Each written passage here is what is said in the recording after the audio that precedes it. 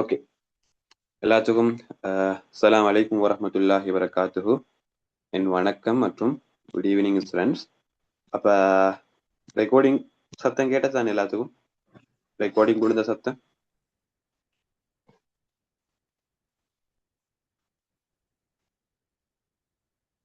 Okay, done. சரியா? அப்ப நாங்க ஸ்டார்ட் பண்ணுவோம். எங்கட இந்த புதிய பாடம் யூனிட் 8 8வது செல்லக்கூடிய புதிய பாடத்தை நாங்க இன்னைக்கு ஸ்டார்ட் பண்ண போறோம். சரி, புதிய பாடத்தை நாங்க ஸ்டார்ட் பண்ண போறோம். அப்ப யூனிட் 8 பொறுத்த வரைக்கும் உங்களுக்கு எந்த அளவுக்கு உங்களோட ஃபைனல் எக்ஸாம்ஸுக்கு இம்பார்ட்டன்ட் சொன்னா, எங்களுக்கு ஈஸியாவே ஃபுல் மார்க்ஸை ஏர்ன் பண்ணிடலுமான ஒரு பாடம் கிரேட் 13 லீக்கும் என்று சொன்னா என்னைய பொறுத்த வரைக்கும் அது யூனிட் 8 தான். ஈஸியாவே எந்த ஒரு கஷ்டமும் இல்லாம சிம்பிளாவே எங்களுக்கு என்ன செய்யணும்டா ஃபுல் மார்க்ஸையும் இதுல ஏர்ன் பண்ண இயலும். அப்படி ஈஸியான ஒரு பாடம் என்று சொன்னா இந்த யூனிட் 8 தான். ஓகே, அப்ப அடுத்தது இதுல முக்கியமான விஷயம், பெரிய ஒரு கன்செப்டே இல்ல. கணித ரீதியான செய்கிறதுக்கும் பெருசா ஒன்றும் இல்ல. சின்ன சின்ன விஷயங்கள் தான் கணிதத்துல இவங்க செய்யறதுக்கு ஈக்குது. அதனால எங்களுக்கு ஈஸியாவே ஃபுல் மார்க்ஸ் ஏர்ன் பண்ணி கொண்டு போகையிலும் இந்த பாடத்தை மட்டும் படிக்கிறதால நான் உங்களுக்கு ஆல்ரெடி சொல்லிக்கிறேன். கிரேட் 13ல மொத்தம் உங்களுக்கு 4 யூனிட் தான் மெயின் யூனிட். 4 யூனிட் உண்டு. யூனிட் 7, அடுத்த யூனிட் 8, அடுத்த யூனிட் 9 and 10 ரெண்டையும் ஒன்றுக்கு தான் நாங்க பேசுவோம். சேம் டைம் உங்களுக்கு லாஸ்ட் ஆகிக்கக்கூடிய 11 and 12. சரி, 11 12. 11 12 நாங்க ஆல்ரெடி சொன்னோம் எம்சிக்யூக்கு தான் ரெடி ஆகுவோம். ஆனா பார்ட் 2க்கும் சொல்லி தருவோம் சொல்லி சொன்னோம். ஆனா மற்ற 3 பாடத்துக்கும், அதாவது யூனிட் 7க்கும் யூனிட் 8க்கும் யூனிட் 9 and 10க்கும் மிகக்கூடிய பாடங்கள்ல நாங்க பார்ட் 2க்கும் ரெடி ஆகுவோம், ஃபுல்லா பார்ட் 1க்கும் ரெடி ஆகுவோம். அதுல யூனிட் 7 நாங்க ஆல்ரெடி கம்ப்ளீட் பண்ணிக்கிறோம். அதோட ஃபைனல் ரிவிஷனை நான் முடிச்சிக்கிறேன். திருப்பி எக்ஸாம்ஸுக்கு முன்னால இன்னும் 2-3 தடவை அந்த பாடத்துல ரிவிஷன் நடக்கும். ஓகே, இந்த 2-3 தடவை அந்த பாடத்துல ரிவிஷன் நடக்கும். அடுத்தது ரெண்டாவது உங்களோட யூனிட் 8வது நாங்க இன்னைக்கு ஸ்டார்ட் பண்ணிக்கிறோம். இந்த 8வது யூனிட் எடுத்தா 8வது யூனிட்ல மிச்சம் டீப்பா பணம் பாடத்துல அளவுக்கு மிச்சம் காலத்தை எடுத்து மிச்சம் டைம் எடுத்து டிஸ்கஸ் பண்றதுக்குன்னு சொல்லி எந்த ஒரு பாட்டுமே யூனிட் 8ல இல்ல. ஈஸியாவே யூனிட் 8 எங்களுக்கு முடிச்சுட்டு போக இல்லை. மெயினா சில டாபிக்ஸ் இருக்குது எங்களுக்கு ஃபுல் மார்க்ஸ் எயின் பண்றேலுமான ஈஸியான பாடம் உண்டு யூனிட் 8 மட்டும்தான். மற்ற பாடங்களை விட ஈஸியாக ஃபுல் மார்க்ஸ் எயின் பண்ணேலுமான ஒரு பாடம் கிரேட் 13ல ஒரு பாடம் இந்த யூனிட் 8 மட்டும்தான். ஓகே, அப்ப யூனிட் 8ல சிம்பிளான சில விஷயங்கள் இருக்குது எங்களுக்கு பேசி அதன் ஊடாக யூனிட் 8 எங்களுக்கு கம்ப்ளீட் பண்ண இயலும். அப்ப அந்த யூனிட் 8 எடுத்தா கிட்டத்தட்ட எங்களோட 1வது யூனிட்டோட ரிலேட்டிவான சாப்டர்ஸ் தான் நிறைய இருக்குது. 1வது யூனிட்டோட ரிலேட்டிவான சாப்டர்ஸ் நாங்க 1வது யூனிட்ல நிறைய விஷயம் பேசிக்கிறோம். அந்த விஷயத்தோட ரிலேட்டிவான பாடங்கள் தான் இதுலயும் இருக்குது. யூனிட் 8லயும் 1வதோட ரிலேட்டிவான சில விஷயங்கள் தான் இடையே இருக்குது. 1 minute.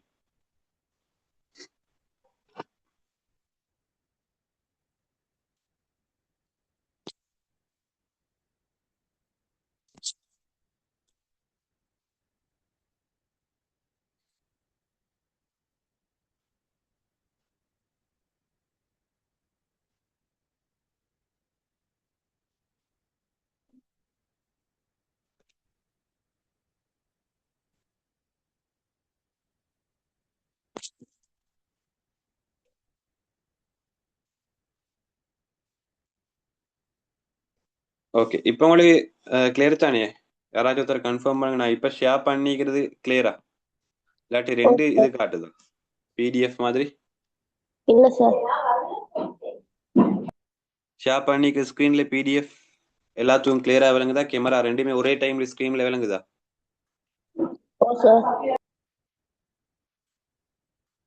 பிடிஎஃப்பும் சேம் டைம் நான் பேசுற வீடியோ ரெண்டும் ஒரே டைம்ல விளங்குதான் ஒரே ஸ்கிரீன்ல போன்ல?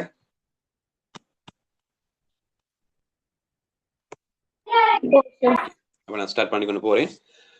அப்ப சிம்பிளா நான் சொன்ன மாதிரி ஈஸியா மார்க்ஸ் ஏன் பண்ணிடலான பாடையே அவ்வளவு வலியுறுத்தி செல்றேன்டா. இதை தவிர வேறு ஆப்ஷன் ஒன்று இல்லை. அதனால நீங்க ஒரு நாளும் இதை பாடத்தை சாய்ஸ்ல போட வானம். திருப்பி செல்ல இதை பாடத்தை சாய்ஸ்ல போட வானம். நான் எலிமெண்டா செய்வோம் இல்லாட்டி கடைசி கொஞ்சம் டைப் பண்ணி படிச்சா இந்த பாடத்தை செய்வோம் என்று சரி அப்படி சாய்ஸ்ல இந்த பாடத்தை போட்டு வச்ச வானம்.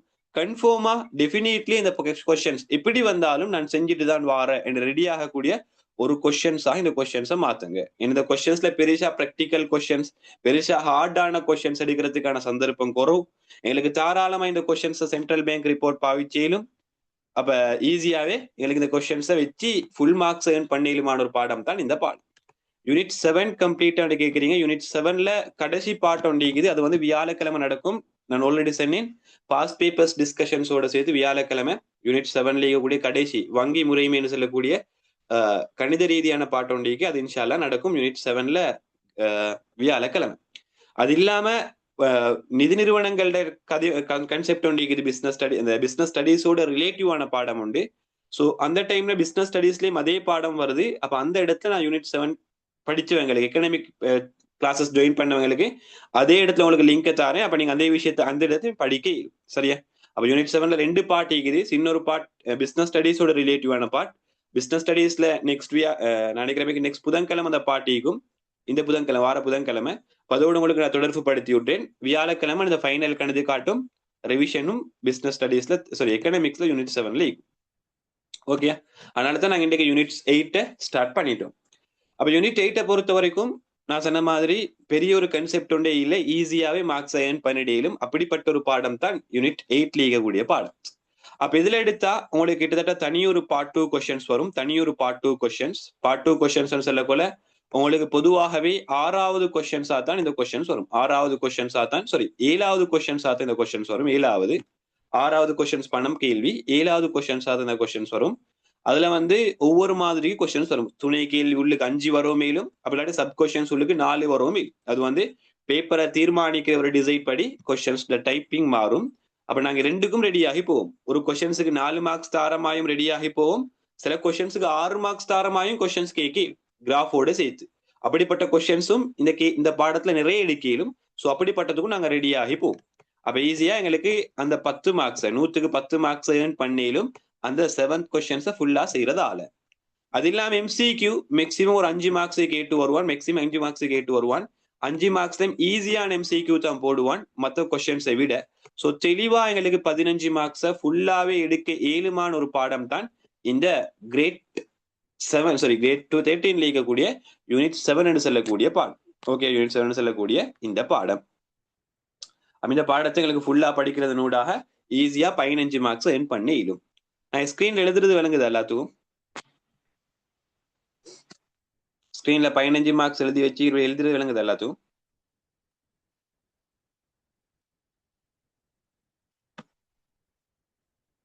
ஆம் தானே? ஓகே, சரியா. அப்ப 15 மார்க்ஸை எங்களுக்கு ஈஸியாவே ஏர்ன் பண்ணிலும் இந்த பாடத்தை படிக்கிறது. அதனால இன்ட்ரெஸ்டிங்கா படிங்க. ஈஸியான பாடம், திருப்பி சொல்றேன். இந்த பாடத்துல ஃபெடப் ஆயிடவானம் ஃபுல் மார்க்ஸ் ஏர்ன் பண்ணிலும் வேற ஆப்ஷன் இல்லை. இந்த பாடத்தை விட்டா கிரேட் 13ல வேற ஆப்ஷன் ஒன்று இல்லை. அவ்வளவுதான் சொல்லுவோம். அவ்வளோக்கு இம்பார்ட்டன்டான பாடம். அதனால தவற விடவானம் ஃபுல்லா கண்டினியூஸா வரீங்க. ஈஸியா இந்த மார்க்ஸை ஏர்ன் பண்ணிடும். செல்ற மாதிரி மட்டும் செஞ்சா போதும். வேற எக்ஸ்ட்ரா நீங்க செய்யறா உங்களுக்கு எக்ஸ்ட்ரா மார்க்ஸ் வரும். அப்படி இல்லாம ஜஸ்ட் நான் சொல்ற விஷயங்களை சரியா ஃபாலோ பண்ணினாலும் உங்களுக்கு 15க்கு 15 ஈஸியா ஏர்ன் பண்ண இயலும். சரியா. அதுக்கு தேவையான மொத்தமான வழிகாட்டல் சில எக்ஸாம் வரைக்கும் தருவேன். அதனால நீங்க அந்த விஷயத்தை சரியா கண்டினியூ பண்ணி கொண்டு போனா தாராளமா போதும். இந்த பாடத்தை எடுத்தா இந்த பாடத்துல சாராம்சம் என்னன்னு சொன்னா ஒரு எக்கனமி என்று சொல்றது நாங்க ஆல்ரெடி பேசினோம் யூனிட் 1ல. ஒரு பொருளாதார முறை எடுத்தா நாங்க ஆல்ரெடி பேசிட்டு வந்திருக்கிறோம். பொருளாதார முறையீடு சொன்னா என்ன சொல்லி சிம்பிளா பேசிட்டு வந்திருக்கிறோம். பொருளாதார முறையை பத்தி நான் பேசுறதுக்கு முன்னால உங்களுக்கு நான் இன்ட்ரடக்ஷன் ஒன்று தந்தேன். உலகத்துல எந்தெந்த வகையான ப்ராப்ளம்ஸ் இருந்தாலும் அந்த ப்ராப்ளம் எனக்கு இருக்கேனும் இல்லாட்டி உங்களுக்கு இருக்கேனும். நிறைய ப்ராப்ளம்ஸ் எனக்கு, உங்களுக்கு, உங்களோட குடும்பத்துல இருக்கிறவங்களுக்கு, எங்களோட குடும்பத்துல இருக்கிறவங்களுக்கு, உங்களுக்கு சுத்தி இருக்கிறவங்களுக்கு, எங்களுக்கு சுத்தி இருக்கிறவங்களுக்கு இருக்கேனும். அப்ப இந்த ப்ராப்ளம்ஸ் எல்லாத்தையுமே 3 ப்ராப்ளம்ஸ் கீழால 3 பிரச்சனைக்கு கீழால கொண்டு வர இயலும்னு சொல்லி நான் உங்களுக்கு எக்ஸ்பிளைன் பண்ணினேன். அந்த 3 பிரச்சனைக்கு தான் நாங்க சொல்ற பொருளாதாரத்துல அடிப்படை பொருளாதார பிரச்சனைகள் சொல்ற அடிப்படை பொருளாதார பிரச்சனை. அது தெளிவா விளங்கப்படுத்தினேன் யூனிட் 1ல. எப்படி உற்பத்தி செய்யணும், யாருக்கு உற்பத்தி செய்யணும், எந்த தொழில்நுட்பத்தை பயன்படுத்தணும் என்று சொல்லக்கூடிய விஷயங்கள், எதை உற்பத்தி செய்யணும் என்று சொல்லக்கூடிய 3 கொஸ்டின்ஸ் தான் உலகத்தில் இருக்கக்கூடிய எல்லா ப்ராப்ளம்ஸுக்கும் அடிப்படையாக இருக்கும். உதாரணமா நீங்க மார்னிங் எழும்புறதுக்கு லேட் ஆகுறதும் ஒரு பிரச்சனை தானே. உதாரணமா நாளைக்கு எக்ஸாம் ஒண்டிக்கிறேன்னு வைங்களே, இல்லாட்டி இப்ப இந்த சீசன்ல வந்து எக்ஸாம்ஸ் குறோ இந்த சீசன்ஸ்ல பொதுவா எல்லா ஸ்கூல்ல ஹவுஸ் மீட் இருக்குது. அதாவது இல்ல விளையாட்டு போட்டி எல்லா ஸ்கூல்லயும் இருக்குது. அப்ப அதனால சம்டைம் உங்களுக்கு நாளைக்கு மார்னிங்க்கு நீங்க அத்லெட்டிக்ஸ் ஒன்று விளையாட வேண்டியது வர 100 மீட்டர் ஓடத்துக்கு எப்பவுமே சரியா உங்களுக்கு 7 மணிக்கு அந்த ஈவெண்ட் ஸ்டார்ட். அப்ப நீங்க பிளான் போடுறீங்க மினிமம் நான் 6 மணிக்காச்சு ஸ்கூலுக்கு எந்த வீட்ல இருந்து வெளியே கிளம்பணும். பெய்த்தாதான் ஒரு 6:30க்கு ஸ்கூலுக்கு போயிட்டு என்டர் ஆகையிலும் அப்ப எனக்கு கொஞ்சம் பிராக்டிஸ் பண்ணிட்டு 7 மணிக்கு ஈவெண்ட்ல ஜாயின் ஆகையிலும்னு நீங்க ஒரு பிளான் போட்டுறீங்க. ஆனா நீங்க போட்ட பிளானை விட்டுட்டு உங்களுக்கு தவறுதலாக தூக்கம் பெய்த்து உங்களுக்கு எலும்பக்கோழி 6 மணி ஆகுது. அப்ப அந்த இடத்துல நீங்க ஒரு ப்ராப்ளம் உண்டு ஃபேஸ் பண்ணுவீங்க. நினைச்சது நடக்கல. அடே நான் நினைச்சது உண்டு, நடந்தது உண்டு. இப்பதான் பிரச்சனை வரும். பிசினஸ் ஸ்டடீஸ்ல நாங்க பேசிவோம். நாங்க நினைக்கிறது உண்டு, நடக்கிறது வேறொண்டா இருந்தா அந்த கெப் டைம் தான் ப்ராப்ளம் வரும்னு நாங்க பேசிக்கிறோம். அப்ப இப்படி சின்ன சின்ன ப்ராப்ளம் கூட உங்களோட லைஃப்ல ஈக்கலும். சின்ன சின்ன ப்ராப்ளம் கூட எல்லாருடைய லைஃப்லயும் ஈக்கலும். இதுவும் ஒரு ப்ராப்ளம் தான். இதுவும் ஒரு பிரச்சனை தான். அப்ப இப்படிப்பட்ட எல்லா பிரச்சனைக்கும் ஃபவுண்டேஷன் உலகத்துல இருக்கிற எல்லா பிரச்சனைக்கும் அடிப்படையை தேடி பார்த்தா ஏன் இது பார்த்தா இந்த மூணு பிரச்சனை தான் உலகத்துல இருக்கிற எல்லா பிரச்சனைக்கும் அடிப்படை. அதுதான் அடிப்படை பொருளாதார பிரச்சனைன்னு இந்த 3 கொஸ்டின்ஸுக்கும் வச்சுக்கிறாங்க பேர். அதுதான் அடிப்படை பொருளாதார பிரச்சனைன்னு வச்சுக்கிறதுக்கான ரீசன். இல்லாட்டி அவங்களுக்கு தேவை அடிப்படை பொருளாதார பிரச்சனை வச்சுக்கிறது. அப்ப அடிப்படை பொருளாதார பிரச்சனைக்கு வச்சுக்கிறதுக்கான ரீசன் இது எல்லா பொருளாதார பிரச்சனைக்கும் இவங்க தான் பேஸ்மெண்ட். அசான் சார் நான் முடிஞ்ச ஸ்டார்ட் பண்ணேன்.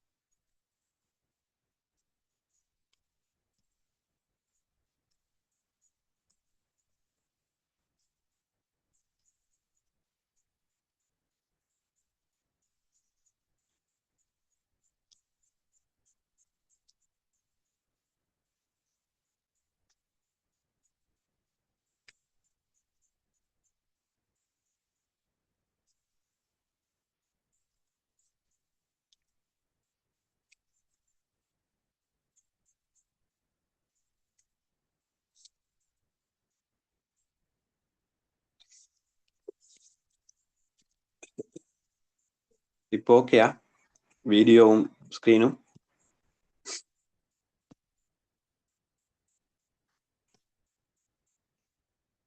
யாராச்சும் கன்ஃபார்ம் பண்ணுங்க, ரெண்டுமே ஒன்று கிளியரா விளங்குதா?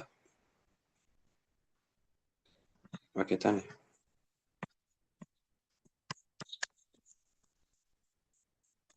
Okay done.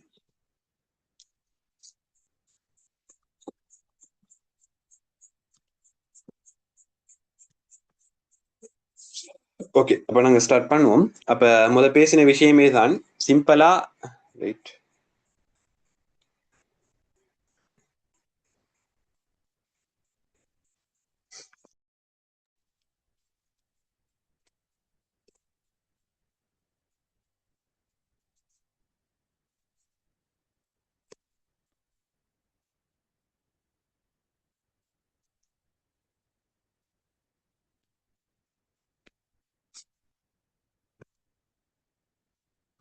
ஓகே சரியா? அப்ப பேசின விஷயமே தான். அப்ப உலகத்துல இருக்கிற எல்லா ப்ராப்ளம்ஸுக்கும் சரியா, நாங்க ஃபேஸ் பண்ற ப்ராப்ளம் ஆகிக்கலும், எங்களோட பேரண்ட்ஸ் ஃபேஸ் பண்ற ப்ராப்ளம் ஆகிக்கலும், யாராக இருந்தாலும் உலகத்துல இருக்கிற ஃபேஸ் பண்ற எல்லா ப்ராப்ளம்ஸுக்கும் அடிப்படையான காரணம் அந்த 3 ப்ராப்ளமும் தான். அதனால தான் அந்த 3 ப்ராப்ளத்துக்கும் ஷார்ட் அண்ட் ஸ்வீட்டா சொல்லுவாங்க அடிப்படை பொருளாதார பிரச்சனைகள்னு சொல்றாங்க. அடிப்படை பொருளாதார பிரச்சனைகள். மொத்த பொருளாதாரம் விட சிம்பிளா நாடு. அப்ப நாட்டில் இருக்கக்கூடிய எல்லா பிரச்சனைக்கும் ஃபவுண்டேஷன் அந்த 3 பிரச்சனைகள் தான். உலகத்துல அப்ப நாங்க அந்த 3 பிரச்சனைக்கும் சொல்யூஷன்ஸ் தேடினோம்டா மத்த எல்லா பிரச்சனையும் சொல்யூஷன் ஆன ஆயிட்டான். அதுதான் எதை எந்த அளவு உற்பத்தி செய்யறது, யாருக்கு உற்பத்தி செய்யறது, எப்படி உற்பத்தி செய்யறதுன்னு சொல்லக்கூடிய 3 பிரச்சனை. அப்ப இந்த பிரச்சனைய டிரெக்டா ஒருத்தரால வச்சு மட்டும் சொல்யூஷன் கொடுக்கலாம். இதனை ஒட்டுமொத்த நாட்டுக்கும் இது அடிப்படை. டிரெக்டா ஒரு தனி நபரால மட்டும் அது முடியாத விஷயம். டிரெக்டா ஒரு அரசாங்கத்தால மட்டும் அதுவும் மேலாத விஷயம். டிரெக்டா ஒரு குழு உண்டால, ஒரு சமூக குழு உண்டால மட்டுமே நினைச்சாலும் அந்த பிரச்சனைக்கு சொல்யூஷன்ஸ் கொடுக்க இயலா.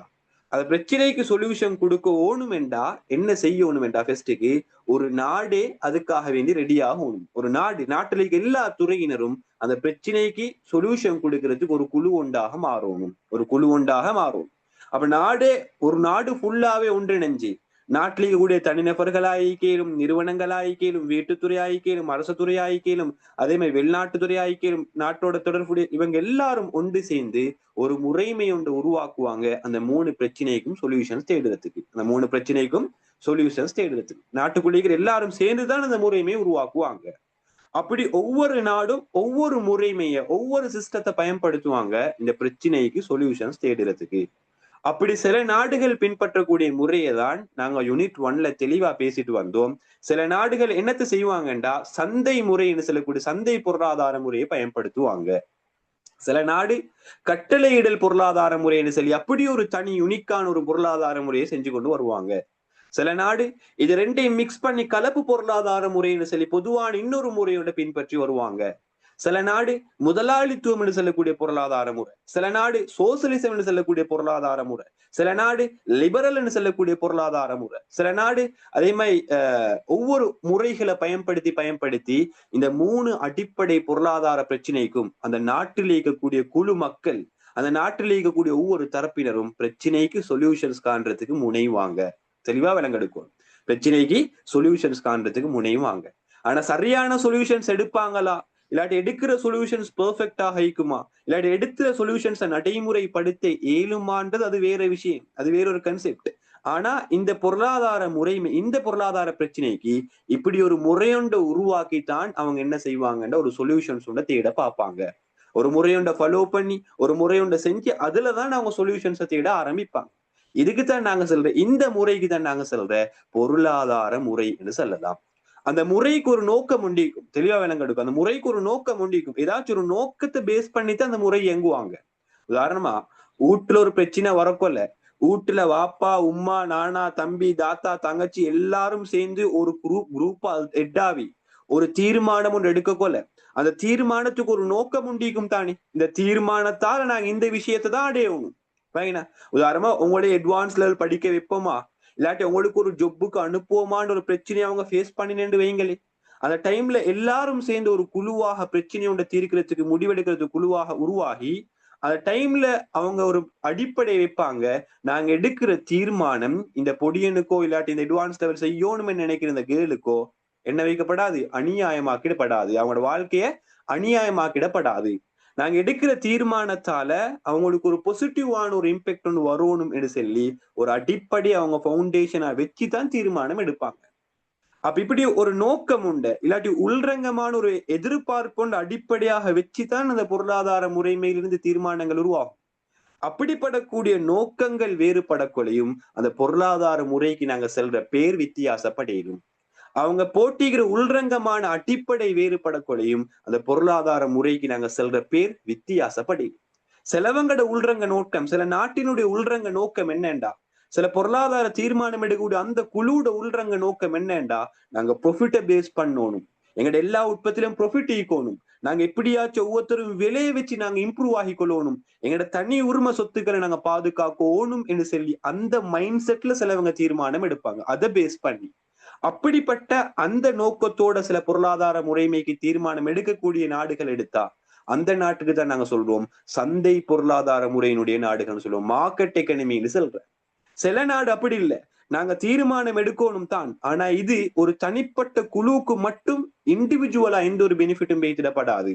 நாட்டில் இருக்கக்கூடிய எல்லா தரப்பினருக்கும், அது பொதுமக்களாக இருக்கையிலும் பிரச்சனை ஒன்று இல்லை, அது கவர்மெண்டாக இருக்கையிலும் பிரச்சனை ஒன்று இல்லை, யாருக்கும் எந்த ஒரு தீங்கான இம்பாக்டும் பெய்திடப்படாது. எல்லாத்துக்குமே இந்த தீர்மானத்தால நலவு தான் போகணும் என்று உள்ரங்கமா இப்படி ஒரு ஐடியாவை, உள்ரங்கமா இப்படி ஒரு பிளானை போட்டு தீர்மானம் எடுக்கிற பொருளாதார முறைகளை பின்பற்ற சில நாடுகளும் இருக்குது. அந்த நாட்டுக்கு தான் நாங்க சொல்றோம் கட்டளை பொருளாதார முறைன்னு சொல்றோம். சில நாடு இது ரெண்டையும் இன்க்ளூட் பண்ணி தீர்மானம் எடுக்குது. ஓகே, இது ரெண்டையும் இன்க்ளூட் பண்ணி தீர்மானம் எடுக்குது. இலங்கை நாட்டை பொறுத்த வரைக்கும் ஆரம்பத்துல இலங்கை நாடு இருந்தது ஒரு சந்தை பொருளாதார முறையை பின்பற்றி தான். அமெரிக்கா எடுத்த அமெரிக்காவும் கூட சந்தை பொருளாதார முறையை தான் பின்பற்றி இருந்துச்சு. ஜப்பான் எடுத்த ஜப்பானும் கூட சந்தை பொருளாதார முறையை தான் பின்பற்றி இருந்துச்சு. சைனா எடுத்த ஆரம்பத்துல சைனாவும் கூட சந்தை பொருளாதார முறையை தான் பின்பற்றி இருந்துச்சு. அப்ப அவங்களோட ஃபவுண்டேஷன் டார்கெட் என்ன, ஸ்ரீலங்கோட ஆரம்பத்துல ஃபவுண்டேஷன் டார்கெட் என்னன்னு சொன்னா, நான் உற்பத்தி செய்யக்கூடிய நம்ம தீர்மானம் எடுக்கிற குழுவுல உற்பத்தியாளர்களும் இருப்பாங்க, விற்பனையாளர்களும் இருப்பாங்க, கவர்மெண்டும் இருக்கும், எல்லா தரப்பினர்களும் இருக்கும், கவர்மெண்ட் விடுவோமே மத்த எல்லா தரப்பினர்களும் இருக்கும். அப்ப இவங்கட அந்த தீர்மானம் எடுக்கக்கூடிய உள்ரங்க நோக்கம் என்னன்னு சொன்னா, நாங்க ப்ரொஃபிட்டை பேஸ் பண்ணணும், நாங்க செய்யற ப்ரொடக்ஷனால எங்களுக்கு ப்ரொஃபிட் வரணும், நாங்க செய்யற விற்பனையால எங்களுக்கு ப்ரொஃபிட் வரணும், நாங்க செய்யற உற்பத்தியால எங்களுக்கு ப்ரொஃபிட் வரணும், நாங்க சர்வதேச வர்த்தகத்தில் ஈடுபடுறோம் இதனால லாபம் வரணும் என்று சொல்லக்கூடிய உள்ரங்க நோக்கத்தை வச்சுதான் அவங்க இயங்க ஆரம்பிச்சாங்க. அப்படிப்பட்ட பொருளாதாரம் தான் சந்தை பொருளாதாரம். இது ஆரம்பத்துல ஸ்ரீலங்கா இப்படித்தான் இருந்துச்சு. அப்ப இந்த பொருளாதாரம் கொஞ்சம் காலம் இயங்கி கொண்டு வந்த நாங்க சம்டைம் நாங்க சில தீர்மானங்கள் எடுப்போம் தானே, சில குழுக்களை வச்சு தீர்மானம் சில காலங்களுக்கு நடைமுறைப்படுத்த ஏழுமானமா இருக்கும். ஆனா போக போக போக சில பிரச்சனைகள் வரக்குள்ள அந்த தீர்மானம் எங்களுக்கே விளங்கும், இது ஃபெயிலியரான மெத்தட், இந்த மெத்தட் சரிவாரல்லன்னு சொல்லி விளங்கும். அதே மாதிரி தான் ஸ்ரீலங்கா இந்த முறையை பின்பற்றி, இந்த எக்கனாமிக்கல் சிஸ்டத்தை பின்பற்றி ஸ்ரீலங்கா இந்த அடிப்படை பிரச்சனைகளுக்கு தீர்வு கண்டு கொண்டு வந்தாங்க. ஆனா காலங்கள் போக கொல, சில டைம் சில சிச்சுவேஷன்ஸ் மாறக்கொல, சில நாட்டிட நிலைப்பாடுகள் மாறக்கொல இந்த முறை ஃபெயிலியர் என்றது ஸ்ரீலங்கா விலங்கெடுத்தாங்க. இந்த முறையில போனா எங்களுக்கு பிரச்சனை தீர்வு காண இயலாம், இந்த முறைக்கு போன அடிப்படை பொருளாதார பிரச்சனை இன்னும் விருத்தியாகுமே தவிர ஒரு நாளும் சொல்யூஷன்ஸ் காண இயலான்னு சொல்லி ஸ்ரீலங்கா விலங்கெடுத்தாங்க. அப்ப அப்படி விலங்கெடுக்கிறதுக்கான ரீசன் என்னன்னு சொன்னா, அந்த முறையில ஈக்கிற இன்எஃபிஷியன்சிஸ், அந்த முறையில ஈக்கிற வினைத்திறன் இல்லாத தன்மை தான். சந்தை பொருளாதார முறையில ஈக்கிற வினைத்திறன் இல்லாத தன்மை, அந்த சிஸ்டத்தில் ஈக்கிற ப்ராப்ளம் தான் நான் இந்த இடத்துக்கு வாரத்துக்கு காரணம் என்று அந்த நாடு விலங்கெடுக்கிற. அப்ப அந்த டைம்ல தான் அந்த பொருளாதார முறையில இருந்து இன்னும் ஒரு பொருளாதார முறையாக மாறுறதுக்கு ட்ரை பண்ணுவாங்க. அதாவது நாங்க ஒரு டிசிஷன் எடுக்கிறோம், அந்த டிசிஷன் டெஃபினெட்லியா ஃபெயில் என்று விலங்கெடுத்தா அதே நாங்க மெயின்டைன் பண்ணி கொண்டு வந்தா எங்களையுமே மோட்டாக்கள் யாருமே இருக்க மாட்டாங்க. அப்ப சரியான புத்திஜீவின்னு சொன்னா அந்த டிசிஷன்ஸ் பிளண்டு வரங்க போல அந்த டிசிஷன்ஸை விட்டுட்டு சரியான டிசிஷன்ஸுக்கு நான் மாறணும். அப்ப அப்படிப்பட்ட ஒரு பொருளாதார முறை, மாற்றமடையக்கூடிய பொருளாதார முறையாக அந்த சிச்சுவேஷன்ஸ் வரும். அப்ப இப்படி சந்தையில் இருக்கக்கூடிய பிரச்சனைகளை, சந்தையில் இருக்கக்கூடிய பிரச்சனைகளை நாங்க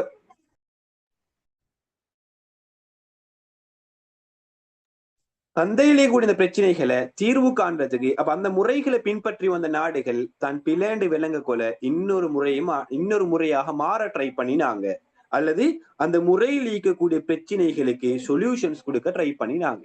அப்ப இத பத்தி விரிவாக ஒரு பேசுற பாடம் தான் இந்த அரச தோல்வி என்று சொல்லக்கூடிய பாடம், அல்லது அரச பொருளாதாரம் என்று சொல்லக்கூடிய பாடம், அல்லது சந்தை தோல்வி என்று சொல்லக்கூடிய பாடம். இந்த பாடத்துக்கு நிறைய பேர் சொல்லலாம். அப்ப சிம்பிளா இந்த பாடத்துல நடக்கிற கன்செப்ட் இதுதான், பின்னால் நடக்கிற கன்செப்ட் இதுதான்.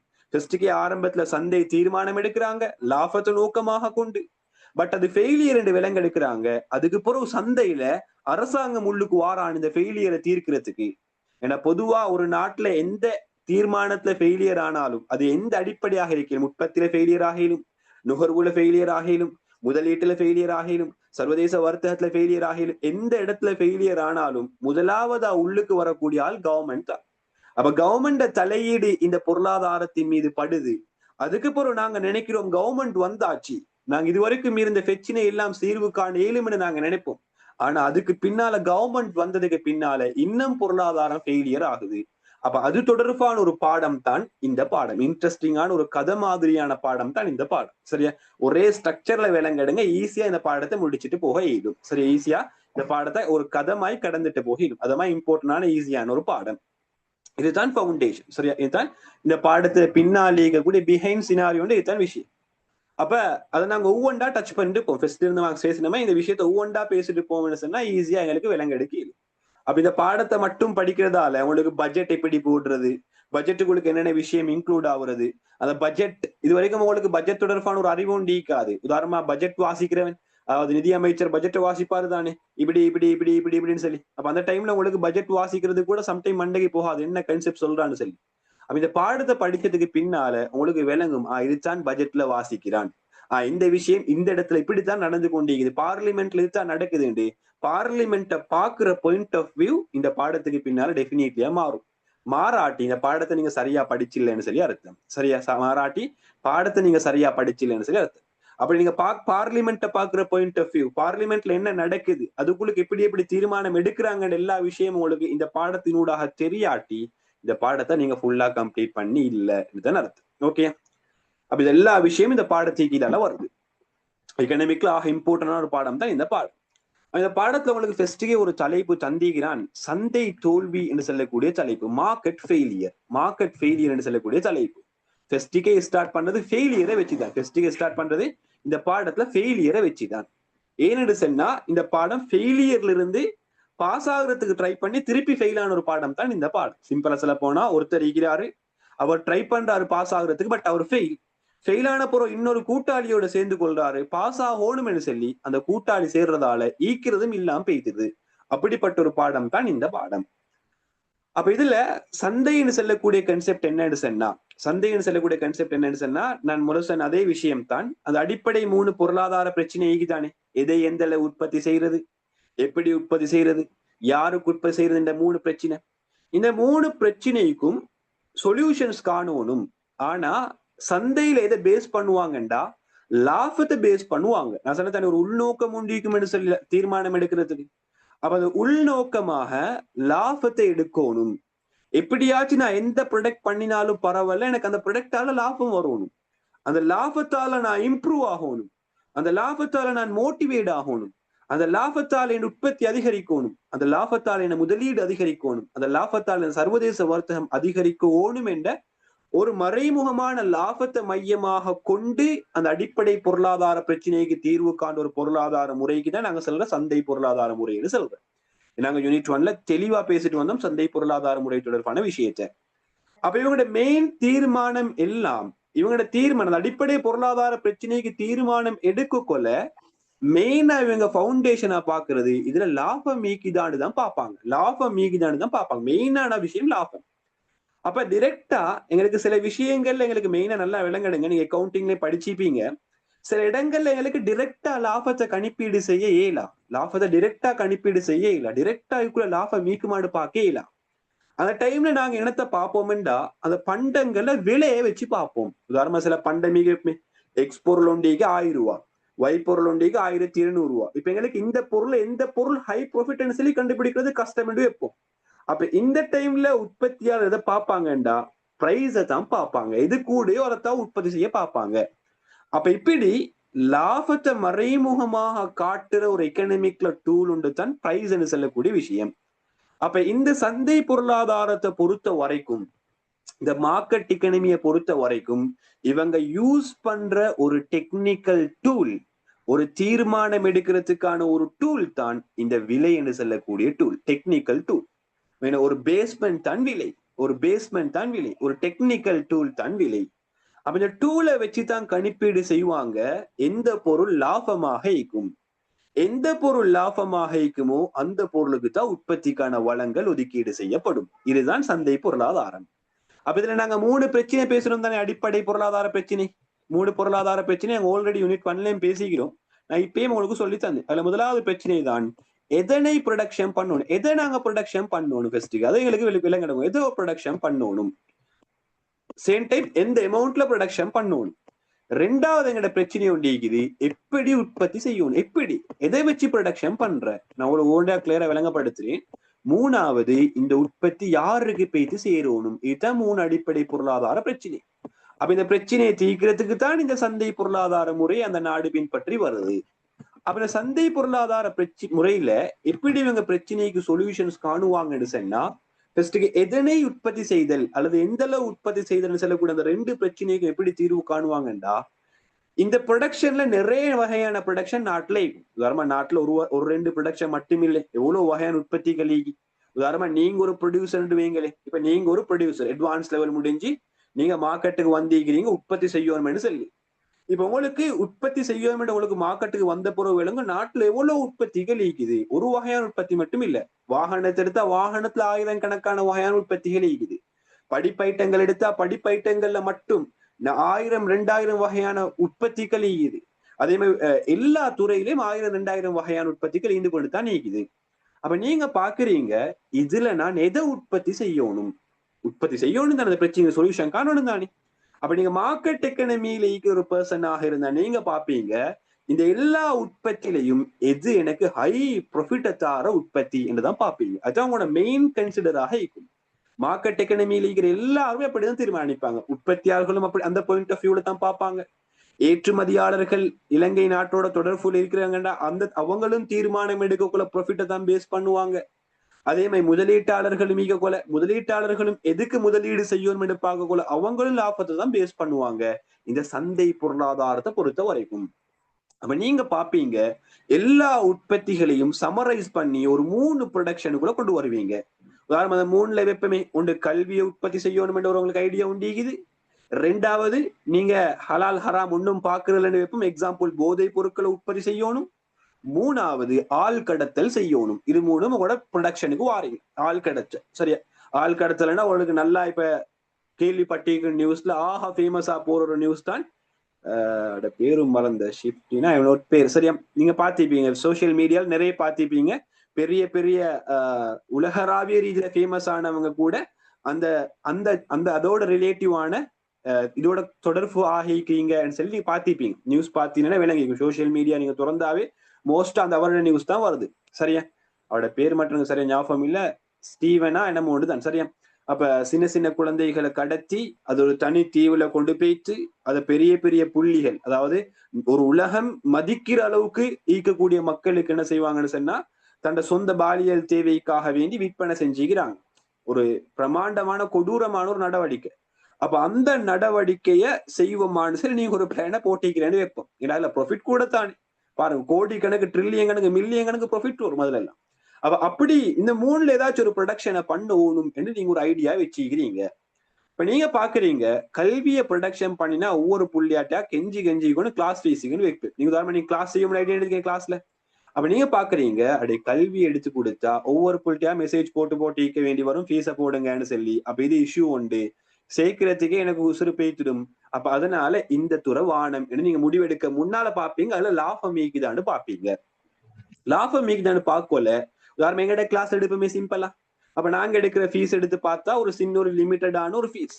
அப்ப இதுல பாப்பீங்க ஓகே டியூட் தயாரிக்கிறதுக்கு ஒருத்தருக்கு அமௌண்ட் கொடுக்கும், டியூட் டவுன்லோட் பண்ணி அதை PDF செஞ்சு தயாரிக்கிறதுக்கு ஒருத்தருக்கு அமௌண்ட் வந்து கொடுக்கும். அதே மாதிரி நீங்க பாப்பீங்க 2வதாக ரெண்டாவதா நீங்க பாப்பீங்க என்னன்னு சொன்னா ஓகே இது ஒரு பிரச்சனை. ரெண்டாவதா நீங்க பாப்பீங்க ஓகே அது டியூட்ஸ் அரைக்கிறது.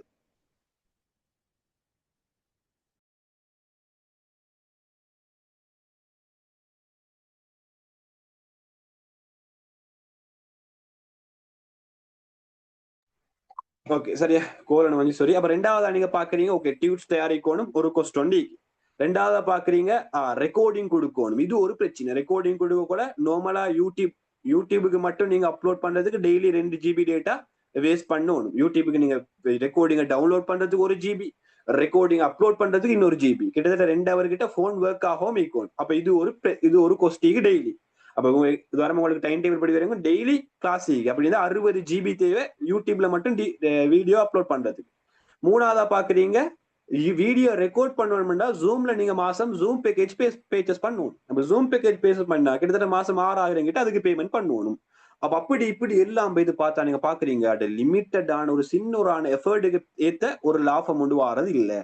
சோ இதை நான் உற்பத்தி செஞ்சா எனக்கு பெர்ஃபெக்டான ஒரு லாபம் ஒன்று எடுக்க இயலான்னு சொல்லி நீங்க கல்வி என்ன செய்வீங்க உற்பத்தி செய்யறதை நிப்பாட்டுவீங்க. சம்டைம் நீங்க டிகிரி முடிச்சிக்கலும், மாஸ்டர் முடிச்சிக்கலும் எக்கனாமிக்ல. ஆனா எக்கனாமிக் கல்வி செய்யறத கல்வியை கொடுக்கறத நீங்க ரெடியாக மாட்டீங்க. லாபம் குறவு செஞ்சாவே இல்ல. அதே ரெண்டாவதா சிகரெட் உற்பத்தி செய்யறீங்க. சிகரெட் உற்பத்தி செய்யக்குள்ள கொஞ்சம் நீங்க பாக்குறீங்க உற்பத்தி செய்யறதுக்கு ஒரு கொஸ்ட் போகுது, டெலிவரி பண்றதுக்கு ஒரு கொஸ்ட் போகுது. ஏன்னா அதுக்கேற்ற மாதிரி செப்பரேட்டா ஒரு டெலிவரி தேவை. அப்படி உதாரணமா சாதாரணமா ஐஸ் போட்டில் நீங்க பாத்தீங்க இந்த சிகரெட் கொண்டு போறத அந்த போதை பொருள. அப்ப அதுக்கேற்ற மாதிரி ஒரு செப்பரேட்டான வாகனம் எல்லாம் அடிச்சுதான் கொண்டு போகணும். சோ அதுக்கு ஒரு கொஸ்ட் போகுது. அப்ப இது எல்லாத்தையும் பார்க்கல சாதாரணமா கல்வியை விட அந்த உற்பத்திக்கு லாபம் கூடத்தான். ஆனா பெரிய அளவுக்கு எக்ஸ்பெக்ட் பண்ண அளவுக்கு லாபம் இல்லைன்னு வைப்போம். மூணாவதா பார்ப்பீங்க ஆள் கடத்தல் நடவடிக்கை. இப்படி செஞ்சா ஆள் கடக்கிறதுக்கு சல்லி கொடுக்கணுமா? இல்ல. நீங்க வாகனம் ஒன்று எடுத்தாச்சு, கொஞ்சம் போதை பொருட்களை மஸ்த் ஆகுறதுக்கு ஏதாச்சும் ஒரு லேஞ்சோன்ல சாமான போட்டாச்சு, சின்ன புள்ளை போற இடத்துல வச்சாச்சு, ஒரு லொலிபப்பை கொடுத்தாச்சு, அந்த லொலிபப் சூப்பர் டைம்ல மூக்குல அந்த பொடையை வச்சாச்சு, ஆளை கடக்காச்சு, தூக்கி கொண்டு பெய்தாச்சு பிரைவேட் ஜெட்ல அடுத்த நாட்டே கடத்தி ஆச்சு. அப்ப சிம்பிளான வேல, பெரிய கொஸ்டும் இல்ல, ஆனா கோடி கணக்குல லாபம். அப்ப நீங்க பாக்குறீங்க லாபம் தானே உங்களோட மெயின் பெர்ஸ்பெக்டிவ் சந்தை பொருளாதாரத்துல. அப்ப இது மூணுலையும் நீங்க வளங்களை ஒதுக்கீடு செய்யறது, உங்கள்ட்ட இருக்கிற பணத்தை கொண்டு போய்த்து இன்வெஸ்ட் பண்ண ரெடி ஆகுறது இந்த ஆள் கடத்தல் நடவடிக்கைக்கு. பாருங்க. அப்ப இதுதான் முதலாவதான் நீங்க எடுக்கிற முடிவு, எதனை உற்பத்தி செய்தல் என்று வரக்கொள்ள. ரெண்டாவது எப்படி உற்பத்தி செய்தல் என்று வரக்கொள்ள சம்டைம் இந்த ஒவ்வொரு உற்பத்திக்கும் மனுஷன் தேவைப்படையும். ஆள் கடத்தல் செய்யறதுக்கு மனுஷன் தானே தேவை, வேறொன்னும் தேவையில்லை. ஆள் கடத்தல் தேவை மனுஷன் தான் தேவை. அப்ப அந்த மாதிரி நடவடிக்கைக்கு மனுஷன் தேவைப்படையும். ஆனா மனுஷன் எடுத்தா எஃபெக்டிவ் குறைவுன்னு நீங்க பாப்பீங்க. அதுக்கும் சில மெஷினரிஸ் இன்னைக்கு வந்திக்குது. ஆள் கடத்துறதுக்கும் மெஷினரிஸ் வந்திக்குது. அதே மாதிரி இந்த மாதிரி விஷயங்களுக்கு நான் மனுஷன்களை பயன்படுத்துறதை விட மெஷினரிஸை கூட பயன்படுத்துவோம் சொல்லி மெஷினரிஸுக்கு டிமாண்ட் எழுப்பாங்க. டெக்னாலஜி பக்கம் நீங்க போவீங்க. டெக்னாலஜி பக்கம் போறது பிரச்சனை இல்லை, அதனால வரக்கூடிய இம்பேக்ட் அதிகமாக இருக்கும். ஒரு பக்கம் சூழல் மாசடையும், இன்னொரு பக்கம் மனித வளத்துக்கு டிமாண்ட் குறையும், மனித வளத்துக்கு வேலையின்மை வேலையின்மை ஏற்படும். இந்த டெக்னாலஜியை மட்டும் நாங்க யூஸ் பண்ணி இருந்தேன்னு சொன்னா. அப்ப இது ஒரு பிரச்சனை. மூணாவது யாருக்குன்னு சொல்லக்குள்ள நீங்க பாப்பீங்க சாதாரணமா ஆள் கடத்தி 5000 6000 சாதாரண வருமானம் தேடுறவங்களுக்கு நான் விற்பனை செய்ய இயலா. ஏன் அவ்வளோ ரிஸ்க் கொண்டு எடுத்து 2 கோடி 3 கோடி அவங்களுக்கு என்ன செய்யல, எஃபர்ட் போடல அந்த சொத்துக்கு. அப்ப என்ன செய்வோம், உலகத்துல பெரிய புள்ளிகள் லீகித்தானே, பெரிய பெரிய ஆக்க உலகத்துல நம்பர் 1 கோடீஸ்வரன், நம்பர் 1 நாட்டில் இருக்கிற ஜனாதிபதி, நம்பர் 1 நாட்டில் இருக்கிற அகமதி, அந்த மாதிரி நாட்டில் இருக்கிற பெரிய புள்ளிகளுக்கு இந்த ப்ராடக்டை விற்பம்னு சொல்லி ஐடியா எடுப்பாங்க.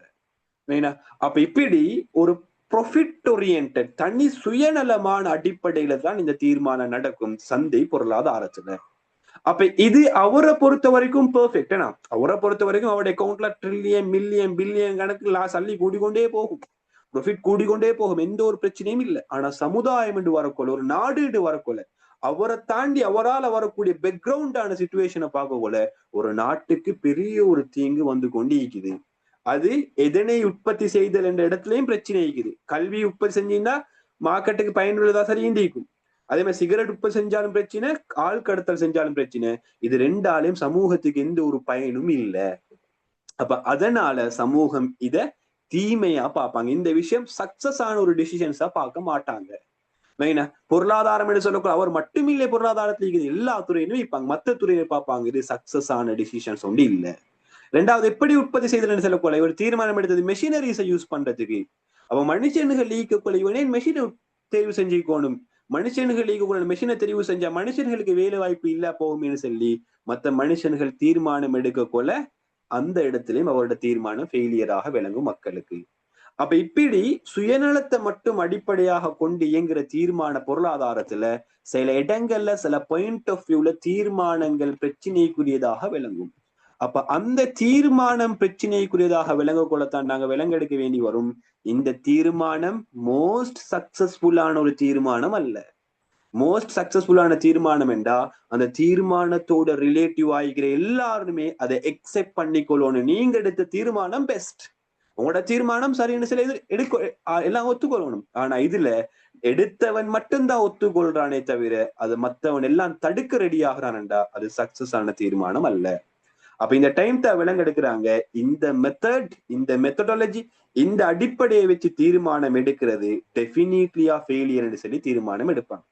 அப்ப அந்த ஃபெயிலியருக்கு தான் நாங்க சொல்றோம் மார்க்கெட் ஃபெயிலியர், சந்தை பொருளாதாரத்தினுடைய ஃபெயிலியர்னு சொல்றேன்.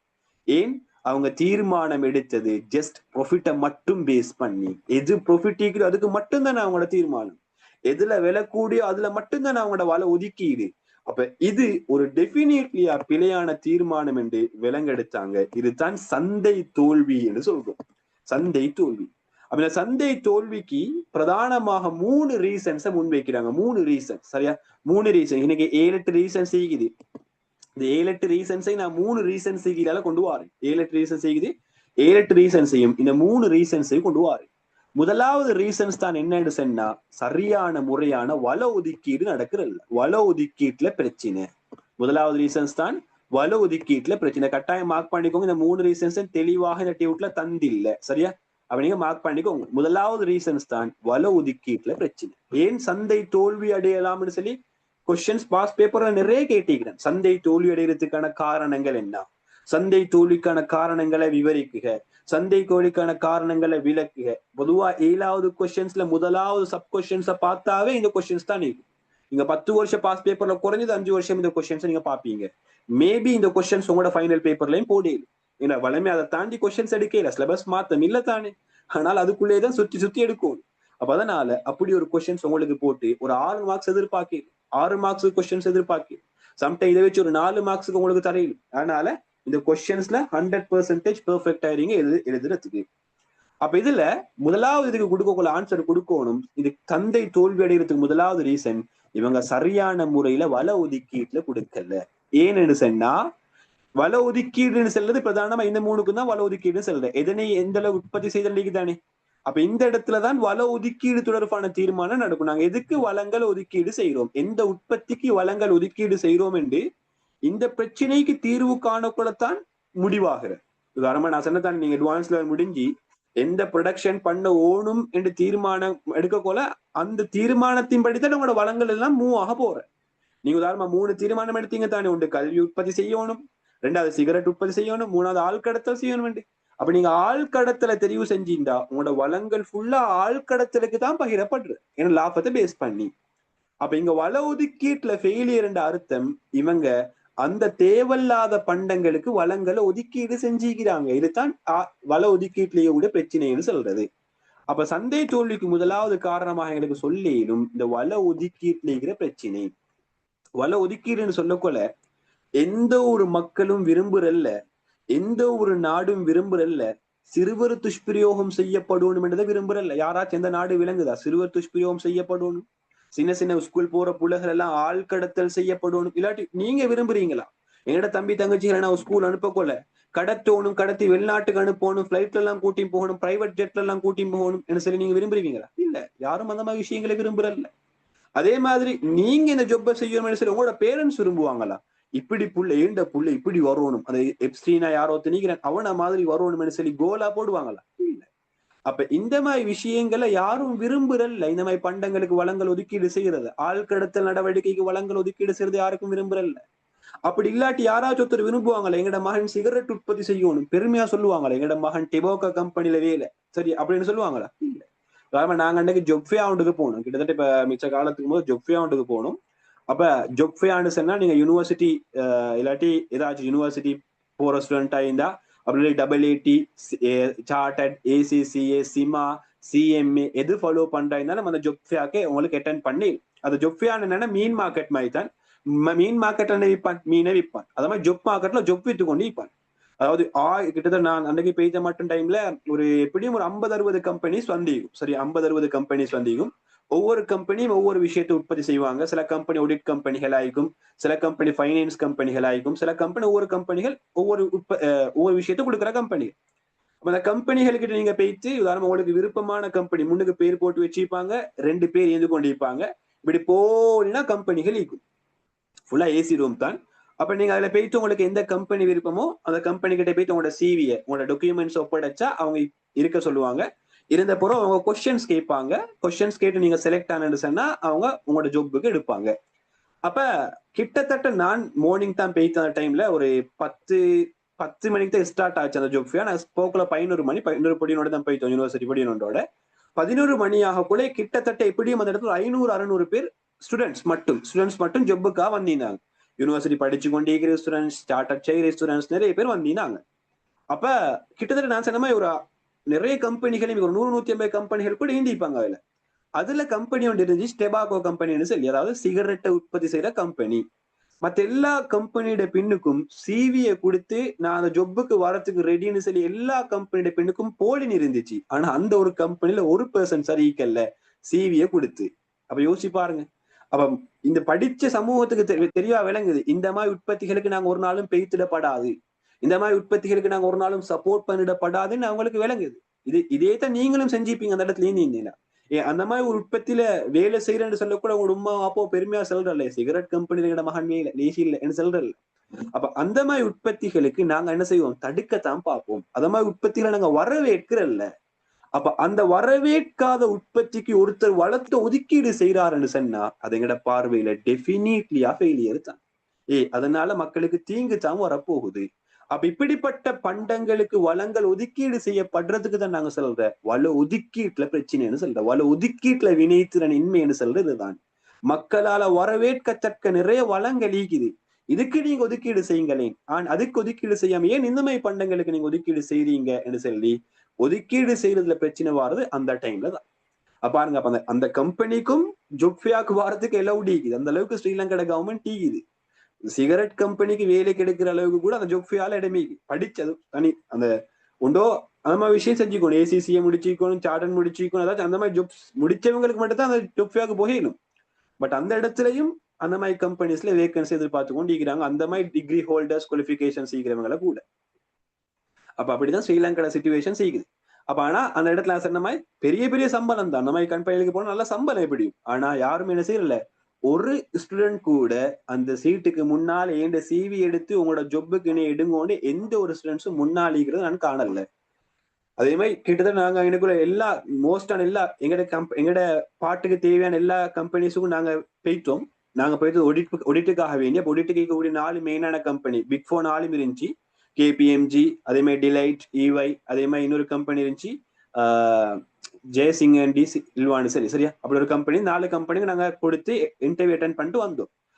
அவ்வளவு நேரம் நாங்க அதுக்குள்ள இருந்தோம். ஆனா அந்த கம்பெனிக்கு ஒத்தன் கூட CVயை கொடுத்து இன்டர்வியூ அட்டென்ட் பண்ணல. அவங்க போற வாரங்களாம் கூப்பிடுவாங்க, வாங்க வாங்க வாங்கன்னு சொல்லி. ஆனா யாரும் போகல.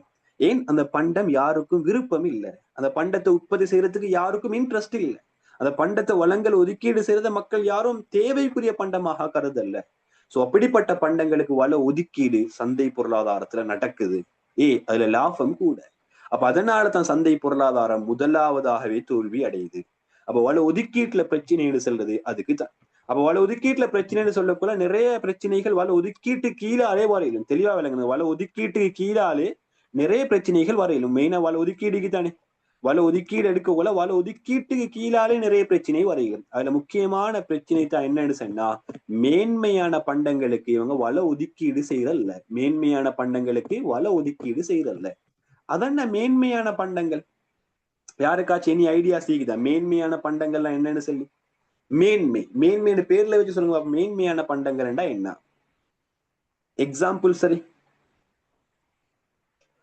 ஓகே, அதுக்கு முதல்ல கேட்கணும், இந்த பாடத்தை யார் சரி ஸ்கூல்ல இல்லாட்டி கிளாஸஸ்ல படிச்சுக்கிறீங்களா? ஸ்டார்ட் ஆகியாட்ட இந்த பாடம் யாரு சரி?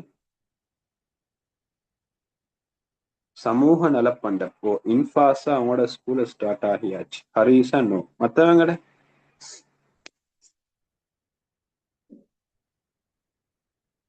எஜுகேஷன்ஸ். Okay, perfect. நஃப்ரி ஓம். சுமையா ஓம். முனீர் முசீரா ஓம். ஓகே சரி. அப்ப மோஸ்டான ஸ்கூல்ஸ்ல 1-2 ஸ்கூல்ஸ்ல ஸ்டார்ட் பண்ணி நீங்க 3 பேர் ஒரு ஸ்கூல் தானே? ஓகே. மத்த ஸ்கூல்ஸ்ல வந்து பெருசா ஸ்டார்ட் ஆகல. 1-2 ஸ்கூல்ஸ் ஸ்டார்ட் ஆகிக்குது. சரியா? அப்ப அவங்க போற ஸ்பீட் சரி, நாங்க போற ஸ்பீடும் ஓகே. அப்ப உங்களுக்கு டைமிங் தானே நான் ஆல்ரெடி சொல்லிக்கிறேன் எங்கட ப்ரொசீஜரை. அவன் திருப்பி ஞாபகம் காட்டல டவர் சுட்டி நான் போறேன். அப்ப சரி, மேன்மை பண்டங்கள் என்று சொல்லக்கூட சிம்பிளா சமூகத்துக்கு தேவையான பண்டம், சமூகத்துல மேன்மை என்று சொல்ற கருதுற பண்டங்கள் தான் இந்த மேன்மை பண்டங்கள் சொல்ற. இந்த பண்டங்களை வாங்குறவனுக்கும் நன்மைக்கு, பண்டத்தை விக்கிறவனுக்கும் நன்மைக்கு, பண்டத்தை நுகர்றதால சமூகத்துக்கும் நன்மைக்கு, இப்படிப்பட்ட பண்டங்களுக்கு தான் நாங்க சொல்றோம் மேன்மையான பண்டம். உதாரணமா மேன்மையான பண்டம் எடுத்து இந்த 3 குவாலிபிகேஷன்ஸ் கட்டாயம் ஈக்கோன். ஒன்றே வாங்குற நானாயிருந்தா எனக்கு நன்மை, விக்கிறது நீங்களா இருந்தா உங்களுக்கு நன்மை. நான் வாங்க கொல எனக்கு மட்டுமில்லை, எனக்கு பின்னுக்கால சமுதாயம் ஒன்று இருந்தா அந்த சமுதாயத்துக்கும் நன்மை போகும். இப்படிப்பட்ட ஒரு பண்பை தான் நாங்க சொல்ற மேன்மையான பண்டம். எக்ஸாம்பிள் சொல்லலாம், கல்வின்னு சொல்லக்கூடிய விஷயம். நான் உங்களுக்கு கல்வியை விற்று கொண்டிருக்கிறேன், எப்படித்தானே உங்களுக்கு நான் கல்வியை விற்று கொண்டிருக்கிறேன். விற்கிறதால எனக்கு ஒரு சின்ன லாபம் ஒன்று வருது, எனக்கும் ஒரு நன்மை இருக்குது. இதை படிச்சனால தான் எனக்கு வந்துச்சு, அப்ப எனக்கு ஒரு நன்மை இருக்குது. சேம் டைம் உங்களுக்கும் அந்த கல்வியால் நன்மை கிடைச்சு கொண்டிருக்குது. இதால ஏதாச்சும் ஒரு விஷயம் உங்களோட மண்டைக்கு போனா அது உங்களோட பெர்ஃபெக்ட் உங்களோட அட்வான்ஸ் லெவல் எக்ஸாம்ஸ் சரியா செய்யறதுக்கு ஒரு சப்போர்ட்டிவாக இருக்கும். இத படிக்கிறதால உங்களுக்கு சூழலை ஈக்கிறவங்களுக்கும் நன்மை தான். என்ன சொல்லுங்க, நீங்க படிச்சு முன்னேறினா உங்களோட பேரண்ட்ஸுக்கு நல்ல ஒரு பெருமை, உங்களோட பேரண்ட்ஸ் பேக்ரவுண்ட் சிச்சுவேஷன் சரியாகும், உங்களுக்கு பின்னால் இருக்கக்கூடிய சகோதர சகோதரிமார் உங்களை கட்டி எழுப்பிடும். யாராச்சும் உங்களுக்கு பின்னால கொமர்ஸ் செய்யறவங்க உங்களோட ஸ்கூல் ஈக்கிறாங்கண்டா, இல்லாட்டி கொமர்ஸ் செய்யறவங்க உங்களோட வீட்டுல ஈக்கிறாங்கண்டா, அவங்களுக்கு தேவையான அறிவு உங்களுக்கு குடிக்கல. அப்ப உங்களுக்கு மட்டும் இல்ல, உங்களோட தொடர்பாகிறவங்களுக்கும் இதால் நன்மை கிடைச்சு கொண்டுதான் நீக்குது. எங்களுக்கு யாராச்சும் ஒருத்தர் படிச்சு தந்ததுனால தானே உங்களுக்கு படிச்சு தரும். அப்ப அத மாதிரி நான் படிச்சு தரதால உங்களுக்கு ஏதாச்சும் விளங்கினா அது உங்களுக்கு இன்னொருத்தருக்கு படிச்சு கொடுக்கறதுக்கு சப்போர்ட்டிவா இருக்கும். சம்டைம் நீங்க நல்ல ரிசல்ட்ஸ் எடுத்தா ஸ்கூல்ஸ்ல கூப்பிடுவாங்க செமினார் செய்ய வாங்கன்னு சொல்லி. இப்ப எங்களோட ஸ்கூல்ஸ் எடுத்தா வருஷம் கூப்பிடுவாங்க, நல்ல பெஸ்ட் ரிசல்ட்ஸ் எடுத்த ஸ்டூடெண்ட்ஸ் கொஞ்சம் கூப்பிடுவாங்க, ஒவ்வொரு வருஷமும் செமினார் செய்ய வர சொல்லி. சும்மா செய்ய மாட்டாங்க, ஒரு பேமெண்ட் ஒன்று தந்து வரவேற்று சாப்பாடெல்லாம் தந்து ஹை லெவல்ல தான் கவனிப்பாங்க. ஒவ்வொரு வருஷமும் ஒவ்வொரு பாடத்துக்கு செமினார் செய்ய கூப்பிடுவாங்க. அப்ப அப்படி பொதுவா எல்லா ஸ்கூலையும் அது நடைமுறையில இருக்கிற விஷயம். நம்ம ஸ்கூலுக்கு செமினார் செய்ய கூப்பிடுவாங்க. பாருங்க, அதனால சமூகத்துக்கும் ஒரு நன்மை பெய்து கொண்டு இருக்குது. இந்த மாதிரி பண்டங்களுக்கு தான் நாங்க சொல்றேன் மேன்மையான பண்டம். ஆனா இந்த மாதிரி பண்டத்தை உற்பத்தி செய்யறதால சந்தை பொருளாதாரத்துல லாபம் இல்ல, ப்ராஃபிட் இல்ல. நான் சொன்னதானே, அந்த கல்வியை உற்பத்தி செய்யறதால எவ்வளவு ப்ராஃபிட் இருக்கும். மேக்சிமம் ஒரு புள்ளை கிட்ட ஒரு மாசத்துக்கு 1500 2000 எடுக்கிறேன்னு சொன்னா, மேக்சிமம் ஒரு புள்ளை கிட்ட இந்த டோட்டலான எல்லா செலவும் கழிச்சு பார்த்து ஒரு 500 600 தான் மேக்சிமம் லாபம் இருக்கும். அப்ப அந்த லாபத்துக்காக வேண்டி இவ்வளவு தூரம் தியாகம் செய்யணுமா? கிட்டத்தட்ட ஒரு நாளைக்கு கிட்டத்தட்ட 2 hour 3 hour ஒதுக்கீடு செய்ய ஓணுமாண்ட கேள்விக்குறி சந்தை பொருளாதாரத்துல வரும். இதே 2 hour 3 hour ஒரு வெள்ளை வேணும்னு சுத்தி கொண்டு சாதாரண மருந்து பொருட்களை சுத்தி கொண்டு ஸ்கூலோட ரோட்ல போயிட்டு ஒரு 15 புள்ளையே கடத்தி வெளிநாட்டுல வித்திருந்தா 15-20 கோடி அக்கௌண்ட்ல விழுந்திக்கும், 1500 2000 விழுறதை விட. அப்ப இந்த தியாகத்துக்கு இவ்வளவு ப்ராஃபிட் சொல்லக்கூட இந்த தியாகத்துக்கு இந்த சின்ன ப்ராஃபிட் சந்தை பொருளாதாரத்துல எடுபடுறது இல்லை. ஆனால் இந்த வளங்களுக்கு ஒதுக்கீடு செய்ய மாட்டாங்க, இந்த மாதிரி பண்டங்களுக்கு ஒதுக்கீடு செஞ்சுட்டு போவாங்க. அப்ப மேன்மை பண்டங்களுக்கு வளங்கள் ஒதுக்கீடு செய்யாதது முதலாவது சந்தை பொருளாதாரத்துல வள ஒதுக்கீட்டுல இருக்கிற பிரச்சனை. தெளிவா விளங்கெடுக்கணும். சந்தை பொருளாதாரத்துல 3 பிரச்சனை தான் சந்தை தோல்வி காரணம். அதுல முதலாவது காரணம் தான் வள ஒதுக்கீடு. வள ஒதுக்கீடு ஏன் பிரச்சனை ஆகிறதுக்கான காரணங்கள் தான் நான் சொல்லிக் கொண்டிருக்கிறேன். அதுல முதலாவது காரணம் தான் மேன்மை பண்டங்களுக்கு வள ஒதுக்கீடு செய்யறதில்ல. 2வது, தீய பண்டங்களுக்கு வள ஒதுக்கீடு அதிகமாக நடக்கும். தீய பண்டங்கள் சொன்னா அந்த பண்டத்தால வாங்குறவனுக்கும் நன்மை இல்ல, விக்கிறவனுக்கு நன்மை ஓகே, வாங்குறவனுக்கு நன்மை இல்ல, ஃபுல்லா தீமைத்தான் நீக்குது. ஒரு பக்கம் சின்ன ஒரு சுகம் ஒன்று இருக்கும், அடுத்த பக்கம் அவனுக்கு எஃபெக்ட் கூட. அதே மாதிரி சும்மா ரோட்ல போறவனுக்கு பாதிப்பு. இப்படிப்பட்ட பண்டங்களுக்கு தான் நாங்க சொல்ல தீய பண்டங்கள். யாராச்சும் ஏதாச்சும் எக்ஸாம்பிள் சொல்லுங்க இப்படிப்பட்ட பண்டங்களுக்கு. நீங்க விக்கிறீங்கன்னு எப்பவுமே ஓகே, வெரி குட். போதை பொருள் ஒரு நல்ல ஒரு எக்ஸாம்பிள். சிம்பிளா அவங்களை விக்கிறவனுக்கு லாபம். அப்படித்தானே, சின்னொரு ஐஸ் பேக்கெட்டை வித்தா லட்சக்கணக்கு அக்கௌண்ட்ல விழும். அதனால தானே அவ்வளவு ரிஸ்க் எடுத்து நீங்க பாருங்க. புதுசா நேத்து முதநாத்து புதுசா நியூஸ்ல பார்த்த மாட்டின் என்னன்னு சொன்னா ஸ்வீட் கேஸுக்கு தானே. சாதாரண ஸ்வீட் கேஸ் கூட உடுப்பு போடுறதுக்கு தான் ஸ்வீட் கேஸ் வச்சுக்கிறது. ஸ்வீட் கேஸ் உள்ளுக்கு நீங்க ஜிப் திறந்து அடிக்க உள்ளுக்கு சின்ன ஒரு பொலித்தீன் கவருமா இந்த கேஸோட சேர்த்து உள்ளுக்கு எட்டேஜ் ஆவிக்கும். சரியா, பொலித்தீன் கவர் மாதிரி எட்டேஜ் ஆவிக்கும். அப்ப அந்த பொலித்தீன் கவரை கிழிச்சு அதுக்குள்ளுக்கு போதை வஸ்து போட்டு பொலித்தீன் கவர் விளங்காம மேலுக்கால தையல் தைச்சு எடுத்துட்டு வந்திருக்கிறாங்க. அப்ப இவ்வளவு ரிஸ்கான வேலை செய்யறது எதுக்காக? லாபம் கூட. விற்பனை செய்யறவனுக்கு லாபம். ஆனா அந்த நுகர்றவன் ஒரு பக்கம் சுகம். அந்த யூஸ் பண்ணி ஒரு 5 செகண்ட் யூஸ் பண்ண 15 நிமிஷத்துக்கு 5 நிமிஷத்துக்கு அவருக்கு சொருக்கத்துக்கு பெய்த்தமாயிக்கும். போக போகத்தான் விளங்கு அவள் உண்மையான சொருக்கம் எங்க பெய்த்து கொண்டிருக்குதுன்னு சொல்லி போக போகத்தான் அவளுக்கு விளங்கும்.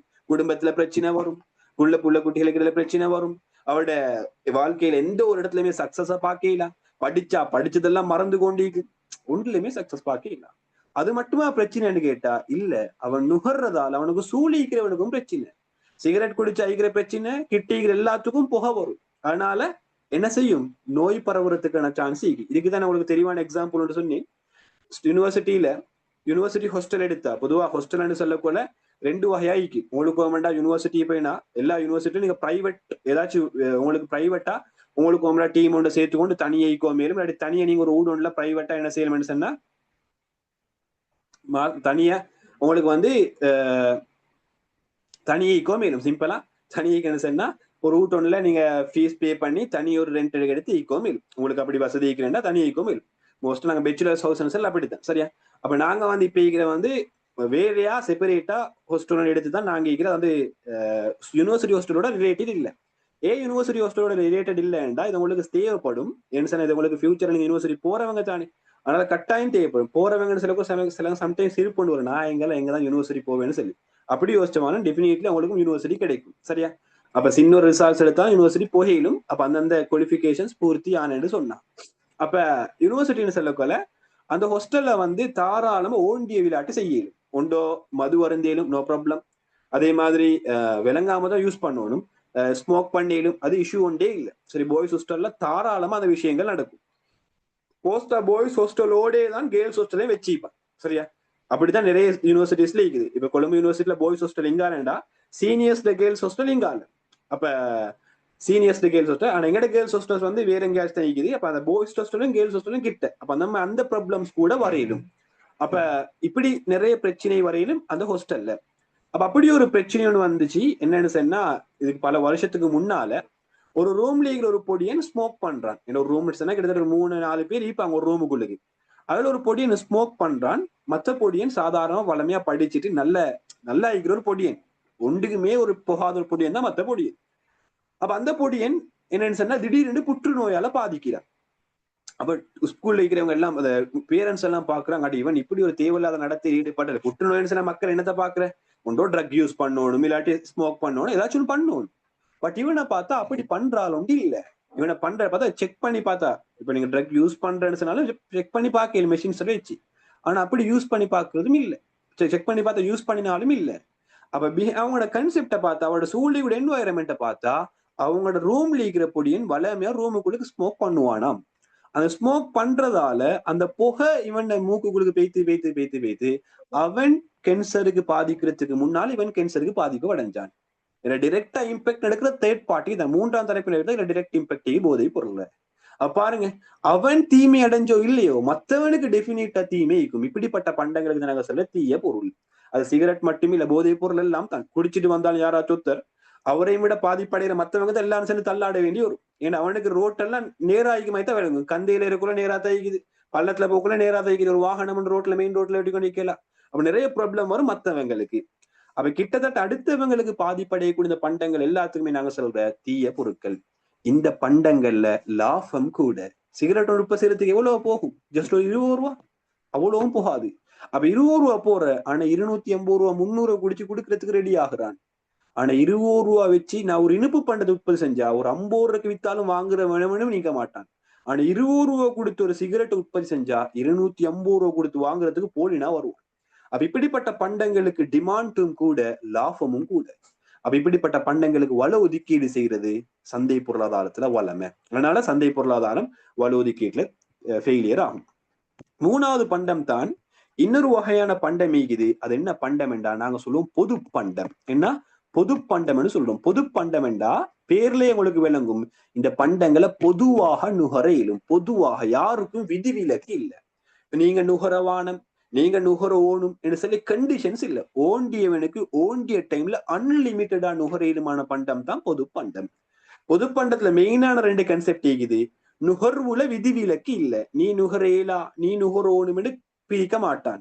அதாவது மதத்தை வச்சு இந்த மதத்தை மட்டும் தான் நுகரோணும் இல்ல, சாதியை வச்சு இந்த சாதியில இருக்கிறவங்க இவங்க உயர் சாதி இவங்க தான் நுகரோணும் அந்த கன்செப்ட் ஒன்றும் இல்ல. படிச்சவங்களை வச்சு இவங்க படிச்சவங்க இவங்க படிக்காதவங்க அப்படி ஒன்றும் இல்ல. ஸ்ரீலங்கால அந்த பண்டம் மீக்கிறேன்டா, ஸ்ரீலங்கால இருக்கிற எல்லாத்துக்கும் ஓண்டிய டைம்ல நுகரையிலுமான பண்டம் தான் பொது பண்டம். 2வது விஷயம், இந்த பண்டத்துக்கு போட்டி காணப்படாது. ஏன் எல்லாத்துக்குமே நுகர இயலுமெண்டா எதுக்கு போட்டி? சிலவங்களுக்கு மட்டும்தான் நுகர இயலுமெண்டா அப்பதான் போட்டி வரும். இப்ப யூனிவர்சிட்டி உள்ளுக்கு போட்டி வாரத்துக்கு ரீசன் என்ன? நீங்க யூனிவர்சிட்டி அட்டென்ட் பண்ணி கொள்றதுக்கு போட்டி வாரத்துக்கு ரீசன் என்ன? போட்டி வாரத்துக்கு ரீசன் என்னன்னா எல்லாத்துக்கும் மேல நுகரையலாம். மேக்சிமம் ஸ்ரீலங்கால 1 லட்சம் மக்கள் கொமர்ஸ் செய்யறாங்கண்டா, ஜஸ்ட் 12,000 பேருக்கு தான் யூனிவர்சிட்டி என்ட்ரன்ஸ் கிடைக்கும். அதுல மெயின் யூனிவர்சிட்டி கொழும்பு, ஜெப்புர, கெலன் இதுதான் மெயின் யூனிவர்சிட்டி. இது மூணும் தான். இது 3 தவிர நீங்க மத்த யூனிவர்சிட்டிக்கு போனா ஜாப் ஆப்பர்ச்சுனிட்டிஸ் குறவு.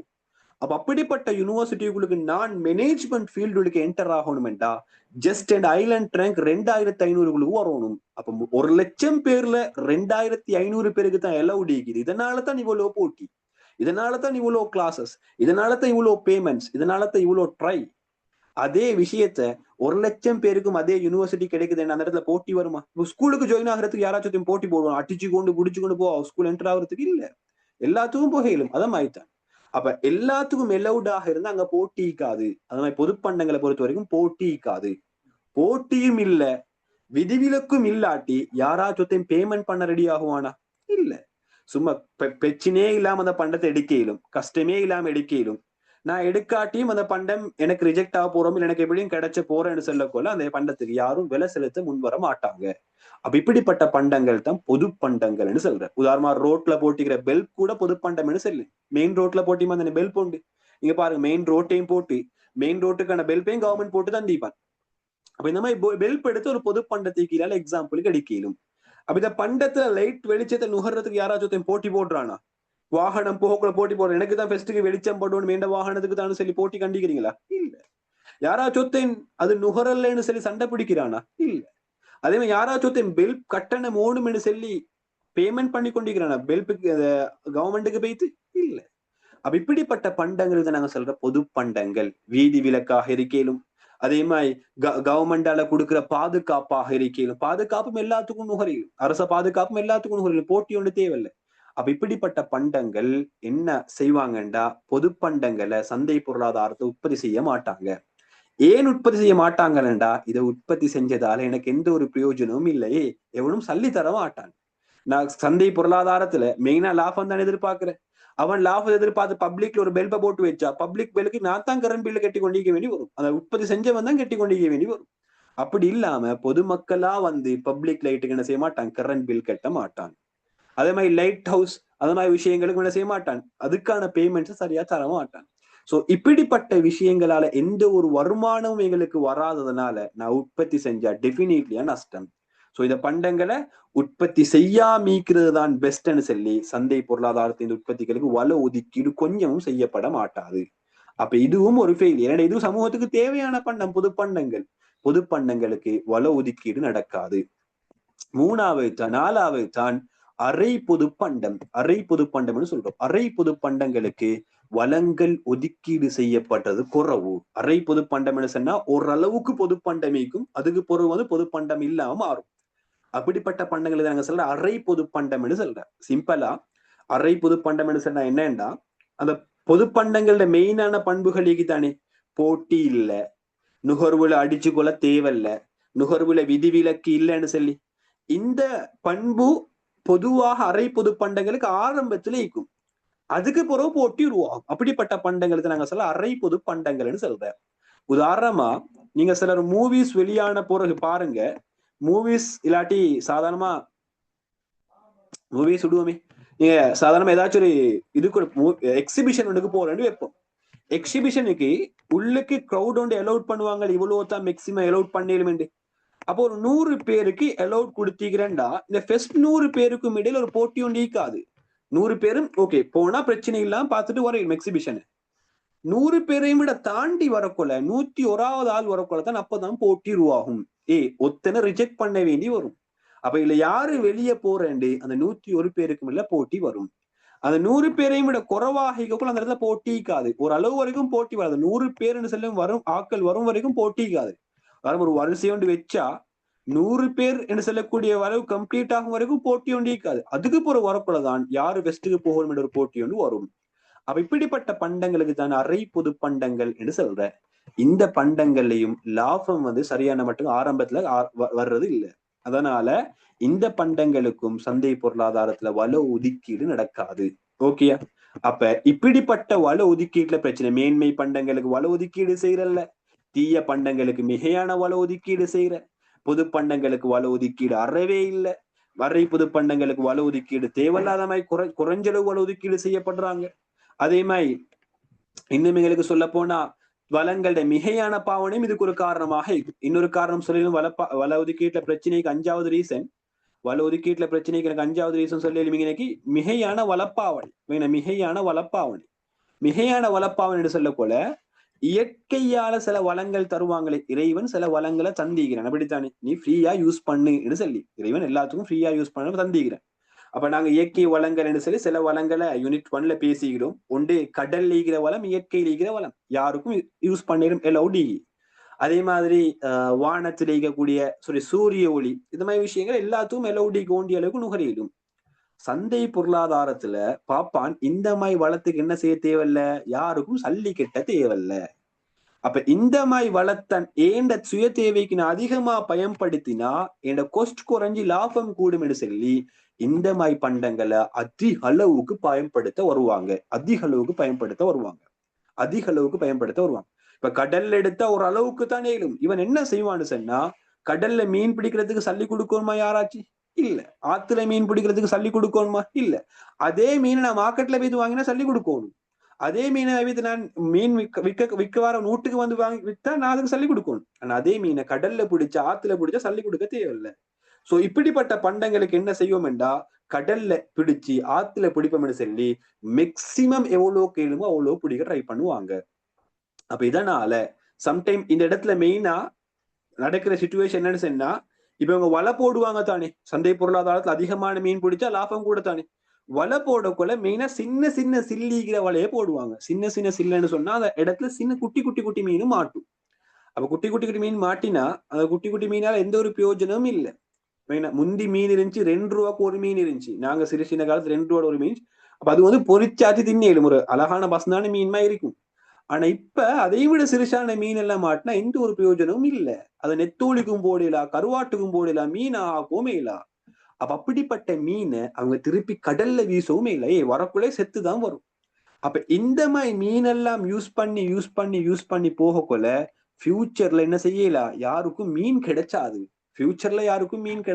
இந்த சிச்சுவேஷன் இப்படியே போனா ஃபியூச்சர்ல யாருக்கும் என்ன செய்யாது, மீன் கிடைச்சாது.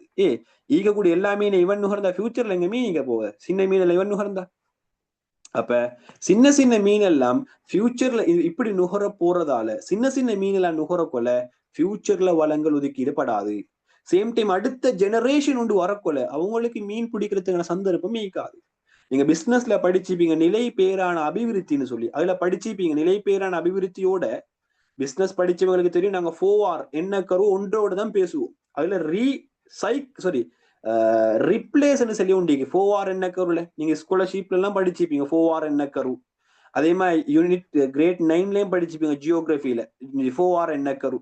சம்டைம் இதுல ஜியோகிராஃபி எடுக்கிறவங்க அதுலயும் சம்டைம் படிச்சுப்பீங்க 4R என்ன கரு. அதுல ஒரு ஆர் இது ரிப்ளேஸ் சொன்னா சில பண்டங்களை நாங்க மிகையாக நுகர்ந்தா அந்த பண்டம் ஃபியூச்சருக்கும் கிடைச்ச ஓணும்னு சரி நாங்க உற்பத்தி செய்யணும். உதாரணம் ஒரு பக்கத்தை மீனை பிடிச்சா இன்னொரு பக்கத்துல மீன் வளர்க்கணும், அதான் ரிப்ளேஸ்மெண்ட். ஆனா சந்தை பொருளாதாரத்துல அதுக்கான தூண்டுதல் எதுவும் இருக்காது. வளங்கள் அன்லிமிட்டடா கிடைக்கிறேன்னு சொல்லி இவன் சொந்த ப்ராஃபிட்டுக்கு சின்ன மீன் பெரிய மீன் பார்க்காம எல்லாம் பிடிச்சிட்டு போவான். சின்ன மீனா இருந்தா எல்லாம் சும்மா வீசி போடுவான். அப்ப இப்படிப்பட்ட பண்டங்கள் தேவையில்லாத நுகர்வுக்கு உட்டாகும். இதுவும் வளப்பாவனையிலேகிற வள பயன்பாட்டிலேகிற பிரச்சனை தான். இப்படிப்பட்ட அதிகமான வளப்பாவனைக்கு நாங்க ஒரு பேரு சொல்லுவோம், இலவச சவாரின்னு சொல்றோம். என்ன? இலவச சவாரி. பாஸ்ட் பேப்பர்ல கேட்டு வந்திக்குது, இலவச சவாரின்னா என்னன்னு கேட்டு வந்திக்குது. இலவச சவாரி.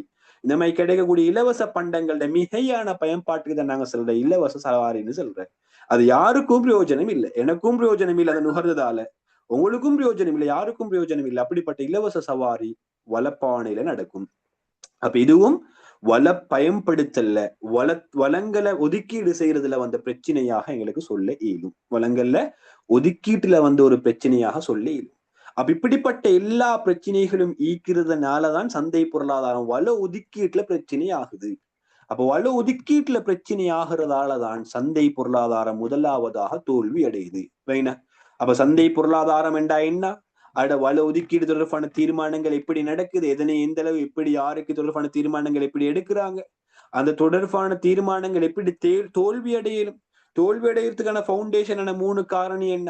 3 காரணி. முதலாவது காரணி வள ஒதுக்கீட்டு பிரச்சனை. அந்த வள ஒதுக்கீட்டு பிரச்சனை கீழால என்னென்ன பிரச்சனைகள் எங்களுக்கு பேச இயலும் என்று இதுவரைக்கும் பேசிக்கிறோம்.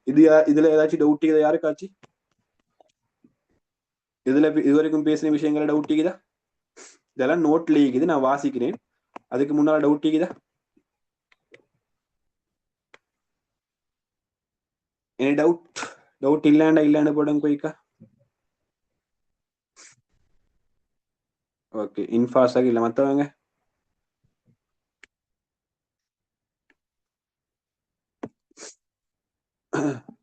ஹரீஷக்கு இல்ல, நஃப்ரிக்கு இல்ல. What about others? ஜனனிக்கு இல்ல, செனாக்காக்கு இல்ல, சதீஷுக்கு இல்ல. ஓகே தானே? பட் டவுட் கேக்குறேன்டா உடனே எனக்கு இன்ஃபார்ம் பண்ணுங்க. இது முதலாவது ரீசன், சந்தை பொருளாதாரம் தோல்வி அடைகிறதுக்கு.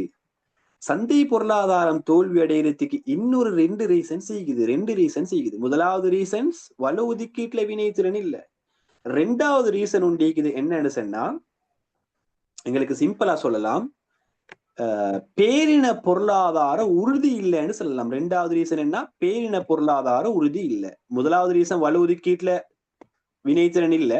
அது கீழால டொபிக்ஸ் நிறைய பேசிக்கிறோம். இந்த காரணத்தாலதான் ஒரு ஒதுக்கீடு வினைத்திறன் இல்லாம போறேன்னு சொல்லி. 2வது பிரதானமான காரணம் பேரின பொருளாதார உறுதி இல்லை. அது என்ன பேரின பொருளாதார உறுதி? யாருக்காச்சும் தெரியுமா? பேரின பொருளாதார உறுதிண்டா என்ன? நான் நிறைய இடத்துல பணம் பாடத்தையும் சொல்லி தந்திக்கிறேன். பேரின பொருளாதார உறுதிண்டா யூனிட் 1லயும் சொல்லி தந்திக்கிறேன். பேரின பொருளாதார உறுதின்னு சொன்னா, பேரின பொருளாதார உறுதிண்டா என்ன? யாராச்சு பேரின பொருளாதார உறுதி என்றா என்ன, ஏன் பேரின பொருளாதார உறுதிப்பாடு தேவைப்படுது என்று சொல்லி யூனிட் 7ல பணவீக்கம் படிச்சு தாரத்துக்கு முன்னால நான் தெளிவாக எக்ஸ்பிளைன் பண்ணினேன். ரெக்கார்டிங்ஸ் நிறைய பேர் பார்த்திப்பீங்க. என்ன காரணம்? பேரின பொருளாதார உறுதிண்டா என்ன, ஏன் தேவை பேரின பொருளாதார உறுதி?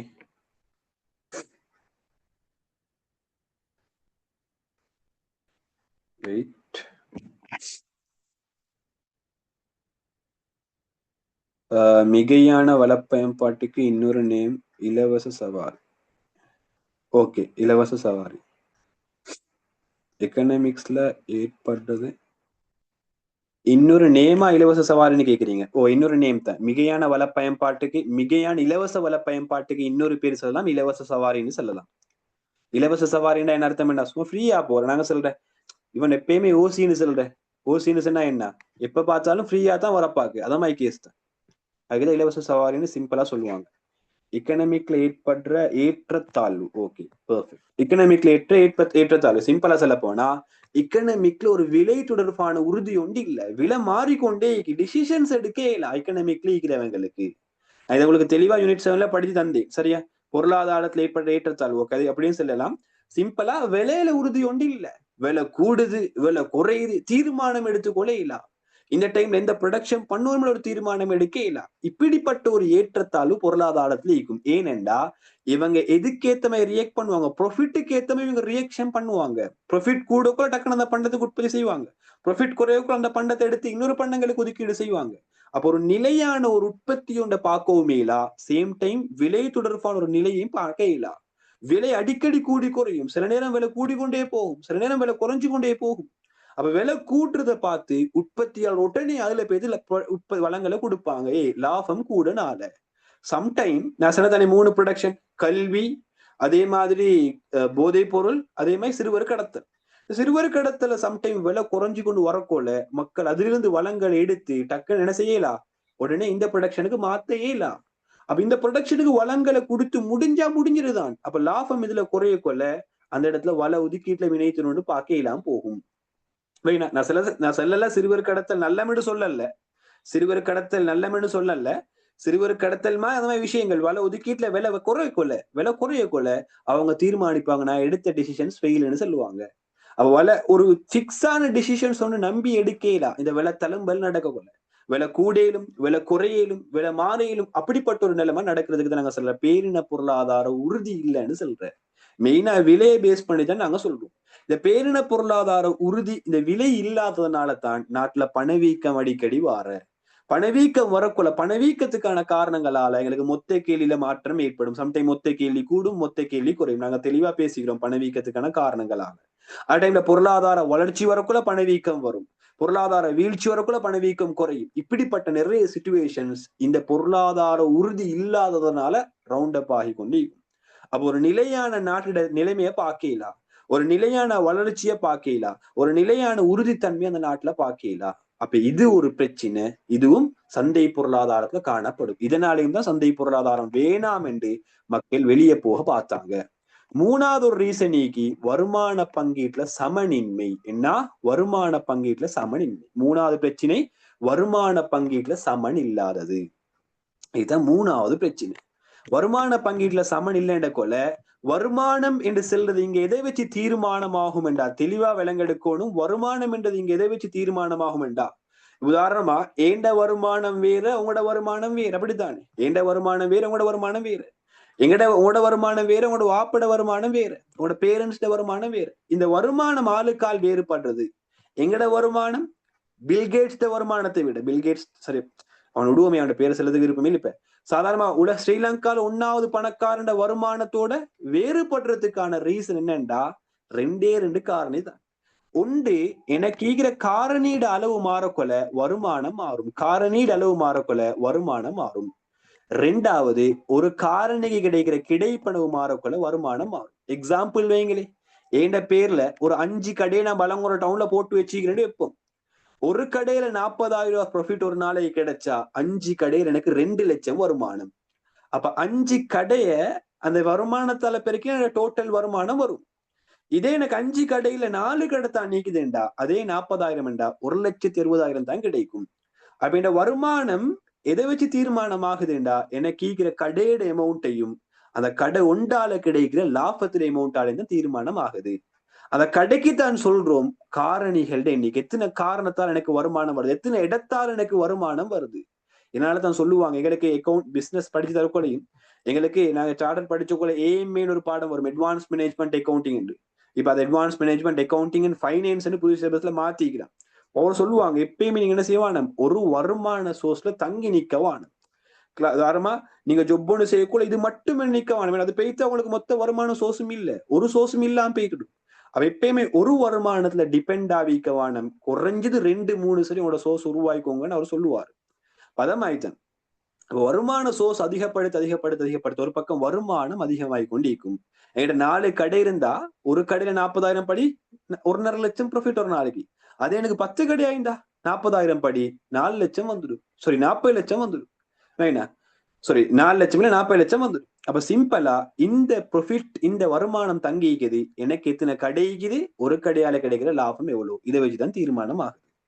ஒரு கடையால கிடைக்கிற லாபம் மாறப்படையும் வருமானம் மாறும். சாதாரணமா ஏழை மக்கள் ஏன் அவங்களை ஏழை என்று சொல்றோம் என்றா, அவங்களுக்கு வருமானம் கிடைக்கிற மூலங்கள் குறைவு. ஒன்றோ அவங்களோட வேலை அவங்களோட உழைப்பால மட்டும்தான் அவங்களுக்கு வருமானம் கிடைக்கும். இன்றைக்கு ஜொப்புக்கு போனா அந்த ஜொப்பால மட்டும்தான் அவங்களோட வருமானம் கிடைக்கும். அவங்களுக்கே பேர்ல சொத்துக்கள் வாடகையில கொடுத்தில்ல, அவங்களோட பேர்ல சில நிறுவனங்கள் நடத்தி கொண்டு போக மாட்டாங்க, ஆனால் அவங்களுக்கு லாபம் குறைவு. இதனால அவங்க ஏழையாவே இருக்கிறாங்க. பணக்காரன் என்ன செய்வான்டா, பல பேர்களை பல கடைகள் உருவாக்கி கொண்டு போவான். வேணா அப்ப அவங்களோட வருமான சோர்ஸை இன்க்ரீஸ் பண்ணுவாங்க, வருமானம் கிடைக்கக்கூடிய மூலங்கள் அதிகப்படுத்தி கொண்டு போவாங்க. இதனால அவங்களோட வருமானம் அதிகரிச்சு கொண்டே போகும். வேணா அப்ப இதுதான் வருமானத்தை தீர்மானிக்கிற காரணி. இந்த காரணி இது ஆளுக்கால் வேறுபட்டு கொண்டு இருக்கும். சந்தை பொருளாதாரத்தை இப்படி ஒரு பிரச்சனை இருக்குது. ரைனா ப்ரொஃபிட் எடுக்கிறவன் எப்ப பார்த்தாலும் ப்ரொஃபிட் எடுத்துக்கொண்டு தான் நிற்பான். அவன் எப்ப பார்த்தாலும் வருமானத்தை அதிகப்படுத்துற நடவடிக்கை செஞ்சு கொண்டே தான் நிற்பான். அதனால அவன் எப்பயுமே லாபம் உழைச்சு கொண்டே தான் நிற்பான். ஏன்னா அந்த இடத்துல சந்தை பொருளாதாரத்துல டெக்ஸ் அடிக்கிறதுக்கு யாரும் மீக்க மாட்டாங்க. பணக்காரன் கிட்ட இருந்து சல்லி எடுத்து ஒரு கஷ்டமான ஏழையை பிக்கப் பண்ணி விடுவோமே, ஒரு வருமான சோர்ஸ் ஒன்று ஏற்படுத்தி கொடுப்போமே என்று செல்லக்கூடிய அளவுக்கு ஊக்குவிக்கிறதுக்கு யாரும் மீக்க மாட்டாங்க. அவங்களோட வருமானத்தை அவங்க பார்த்து கொண்டு போவாங்க, இவங்களோட வருமானத்தை இவங்க பார்த்து கொண்டு போவாங்க, அவ்வளவுதான். அப்ப அவங்களுக்கு ஒரு வருமானம் கிடைச்ச கொள்ள அந்த வருமானத்தின் இவங்களுக்கு பகிர்ந்தளிப்பாங்க நடக்காது. அங்க கவர்மெண்ட் என்ற விஷயம் பொதுவா ஈக்காததுனால அதனாலதான் சந்தை பொருளாதாரம் தோல்வி அடையுது. அப்ப அவங்க என்ன செய்வாங்கண்டா, லாபம் ஈக்கிறவன் இன்னும் சுரண்டதான் பார்ப்பான் ஏழைகளை, எப்படியாச்சும் எல்லா பக்கத்தையும் மடக்கி எடுக்கதான் பார்ப்பான் ஏழைகளை. அப்ப அப்படிப்பட்ட ஒரு சிச்சுவேஷன்ஸ் தான் சந்தை பொருளாதாரத்தை எங்களுக்கு பார்க்க இயலும். சரியா? சந்தை பொருளாதாரத்துல எங்களுக்கு பார்க்க இயலும். அப்ப இதுதான் வருமானத்துல சமனின்மைன்னு சொல்ற. வருமானம் சமனின்மை அதிகமாக அதிகமாக அதிகமாக ஏழைகள் அதிகமாக துஷ்பிரயோகம் செய்யப்படுவாங்க. பணக்காரர்களோட ஆக்கிரமிப்பு அதிகமாக இருக்கும். அதுதான் இப்ப நீங்க பாத்திப்பீங்க. நான் சொல்ற சோசியல் மீடியால அந்த சின்ன குழந்தைகள், ஏழை குழந்தைகள், சாதாரண ஏழை குழந்தை, சின்ன 16 வயசையும் விட மைனர் அந்த குழந்தை, 16 வயசையும் விட சின்ன குழந்தை. அப்ப அந்த சின்ன குழந்தைகளை கடத்திட்டு போய்த்து இன்னொரு தீவில வச்சு தேவையில்லாத நடத்தையில் ஈடுபடுத்துறேன் எவ்வளவு ஒரு பண அதிகார திமிரி இருக்கும் அவங்களுக்கு. அப்ப அந்த அதிகார திமிர் எதனால வந்துச்சு? இந்த மார்க்கெட் எக்கனமியால வந்துச்சு. அந்த அதிகார திமிரை இல்லாமக்கிறதுக்கு அவன்கிட்ட இந்த டெக்ஸ் அடிச்சு அந்த டெக்ஸை கொண்டு போய் சிறுவர்கள் அந்த கஷ்டவாளிகளுக்கு மானியங்களை சரியா குடித்திருந்தேன்னு சொன்னா அவங்க 2 பேருக்கும் ஏற்றத்தாழ்வு நடந்திருக்காது. அப்ப அந்த சிறுவர் துஷ்பிரயோகம் இல்லாம ஆகிக்கும். அந்த சிறுவர் துஷ்பிரயோகம் நடக்கிறதுக்கான பேக்ரவுண்டு இந்த ஏழை பணக்கார இந்த வருமான வேறுபாடு தான். வருமானம் இருந்த எதையும் செய்யலும் என்ற தன்னார்வம் அவங்களுக்கு வரும். அப்ப அதனால இல்லாதவங்க இன்னும் சுரண்டப்பட்டு கொண்டு போவாங்க. அப்ப சாதாரண அதை கடத்தப்பட்டிக்கிற எல்லாமே சாதாரண ஏழைகள குழந்தைங்க, தேடி பார்க்கறதுக்கும் யாரும் இல்லாத குழந்தை தான் தேடி பேசி கடத்திட்டு பேசிக்கிறாங்க. அப்படி கடத்திட்டு போயிட்டு சிறுவர்களோட டீல் பேசிக்கிறான். அவன் எவ்வளவு பெரிய சிறுவர்களோட டீல் பேசிக்கிறான். நீ இன்னொரு பிள்ளையை கடத்திட்டு வந்தா உனக்கு இவ்வளவு ரேட். அப்ப அந்த சிறுவர்களையும் துஷ்பிரயோகத்திலையும் அவங்களையும் இம்ப்ரூவ் பண்ணிக்கிறாங்க. ரேட்னு சொல்லி அவங்களுக்கு பணம் பரித்துறப்ப தெரியா, வேற ஏதாச்சும் கொடுக்குறேன்னு சொல்லி மாத்திப்பான். அப்ப இந்த துஷ்பிரயோகம் எல்லாம் நடக்கிறதுக்கான பவுண்டேஷன் இந்த வருமான ஏற்றத்தாழ்வு தான். அப்ப இதை இல்லாம ஆக்கணுமெண்டா சந்தை பொருளாதாரம் இல்லாம ஆகணும். அப்ப சந்தை பொருளாதாரம் வேணாம்னு சொல்லி மக்கள் இந்த சந்தை பொருளாதாரத்தை மாற பார்த்தாங்க. அப்ப அதுதான் சந்தை பொருளாதாரத்தினுடைய தோல்வி. அப்ப சந்தை பொருளாதாரம் என்றா என்ன? சந்தை பொருளாதாரத்தை எதனை எந்த அளவு எப்படி யாருக்கு உற்பத்தி செய்யறதுல எப்படி தீர்மானம் எடுப்பாங்க, அதை எப்படி பிரச்சனைக்கு இது மாறுறது, அந்த பிரச்சனை எப்படி பிரதானமா 3ஆக பிரிக்கிறது. அதுல ஒன்று வள ஒதுக்கீட்டுல பிரச்சனை, பேரின பொருளாதார உறுதியின்மை, 3வது வருமான பங்கீட்டுல சமனின்மை, அந்த வள ஒதுக்கீட்டுல வினைத்திறனின்மை எந்தெந்த முறையில இருக்க இயலும்னு சொல்லி இதுவரைக்கும் நாங்க டிஸ்கஸ் பண்ணிக்கிறோம். இதுதான் உங்களோட ஃபெஸ்ட் பார்ட். இதுதான் உங்களோட முழுமையான ஃபெஸ்ட் பார்ட். இதை தவிர முழுமையான ஃபெஸ்ட் பார்ட் ஒன்று இல்லை. ஸோ உங்களுக்கு ஜாயின் ஆகலும். நீங்க வாட்ஸ்அப்ல மெசேஜ் வந்து போட்டீங்கன்னு சொன்னா கண்டினியூவாக உங்களுக்கு கிளாஸஸ்ல ஜாயின் பண்ணிடும். சரியா இஷ்மா? வாட்ஸ்அப் நம்பர் நான் சொல்றேன், 076 73 97 445. நான் எனக்கு மார்க் பண்றேன். புதுசா யாராச்சும் ஜாயின் பண்ணிக்கிறேன்னு சொன்னா இந்த கான்டாக்ட் நம்பருக்கு மெசேஜ் வந்து போட்டா உங்களுக்கு ஜாயின் ஆகலும். 076 73 97 97 445. சரியா? 445. அப்ப நான் டீட்டெயில்ஸ் உங்களுக்கு தாரேன் வாட்ஸ்அப்ல. ஏன்னா 8:45 கவுண்டிங் கிளாஸ் உண்டு. அதனாலதான் நீங்க இதை டீட்டெயில்ஸ் சொல்லிக்குள்ள டைம் இல்லை. அதுக்கு முடிக்கணும்னால ஓகே. சரியா? அப்ப நான் திருப்பி படிச்ச விஷயங்களை ஃபைனல் பண்ணிட்டு வாரேன். அப்ப நாங்க இன்றைக்கு சந்தை பொருளாதாரம் என்றா என்னன்னு பேசணும். பொருளாதாரம் என்றா என்ன?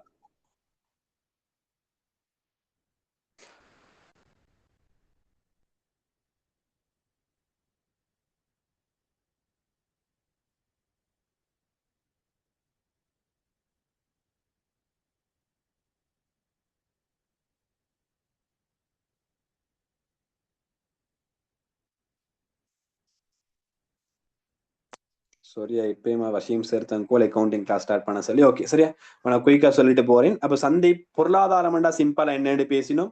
பொருளாதாரத்தினுடைய அதுலயும் சந்தை பொருளாதாரம் ஸ்பெஷலா என்னன்னு சொல்லி பேசினோம்.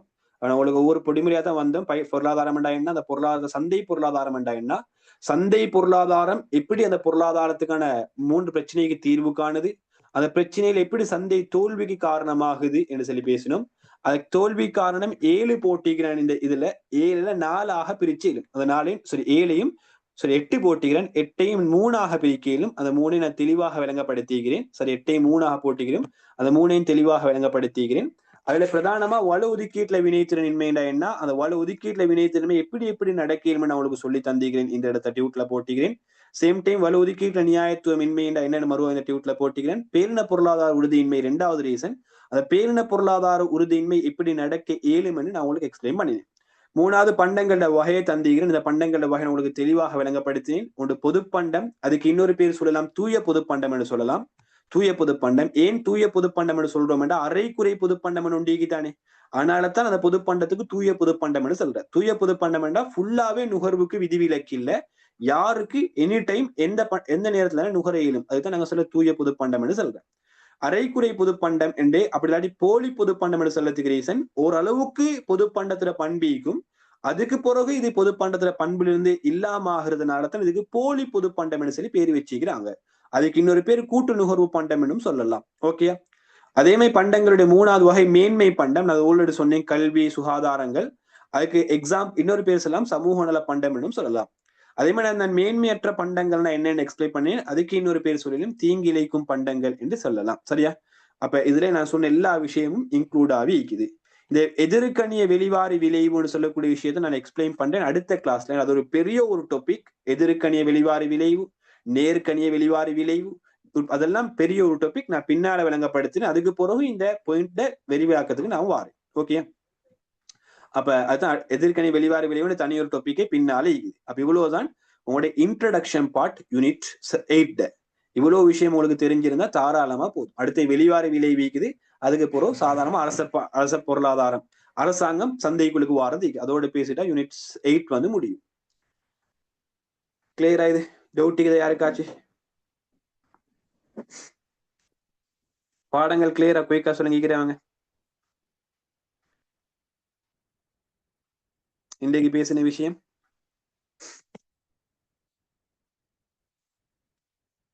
சந்தை பொருளாதாரம் என்றா என்ன, சந்தை பொருளாதாரத்துக்கான தோல்விக்கான காரணங்கள் என்ன, சந்தை பொருளாதாரத்துல பண்டங்களோட வகைகள் என்ன, எல்லாம் கிளியரா?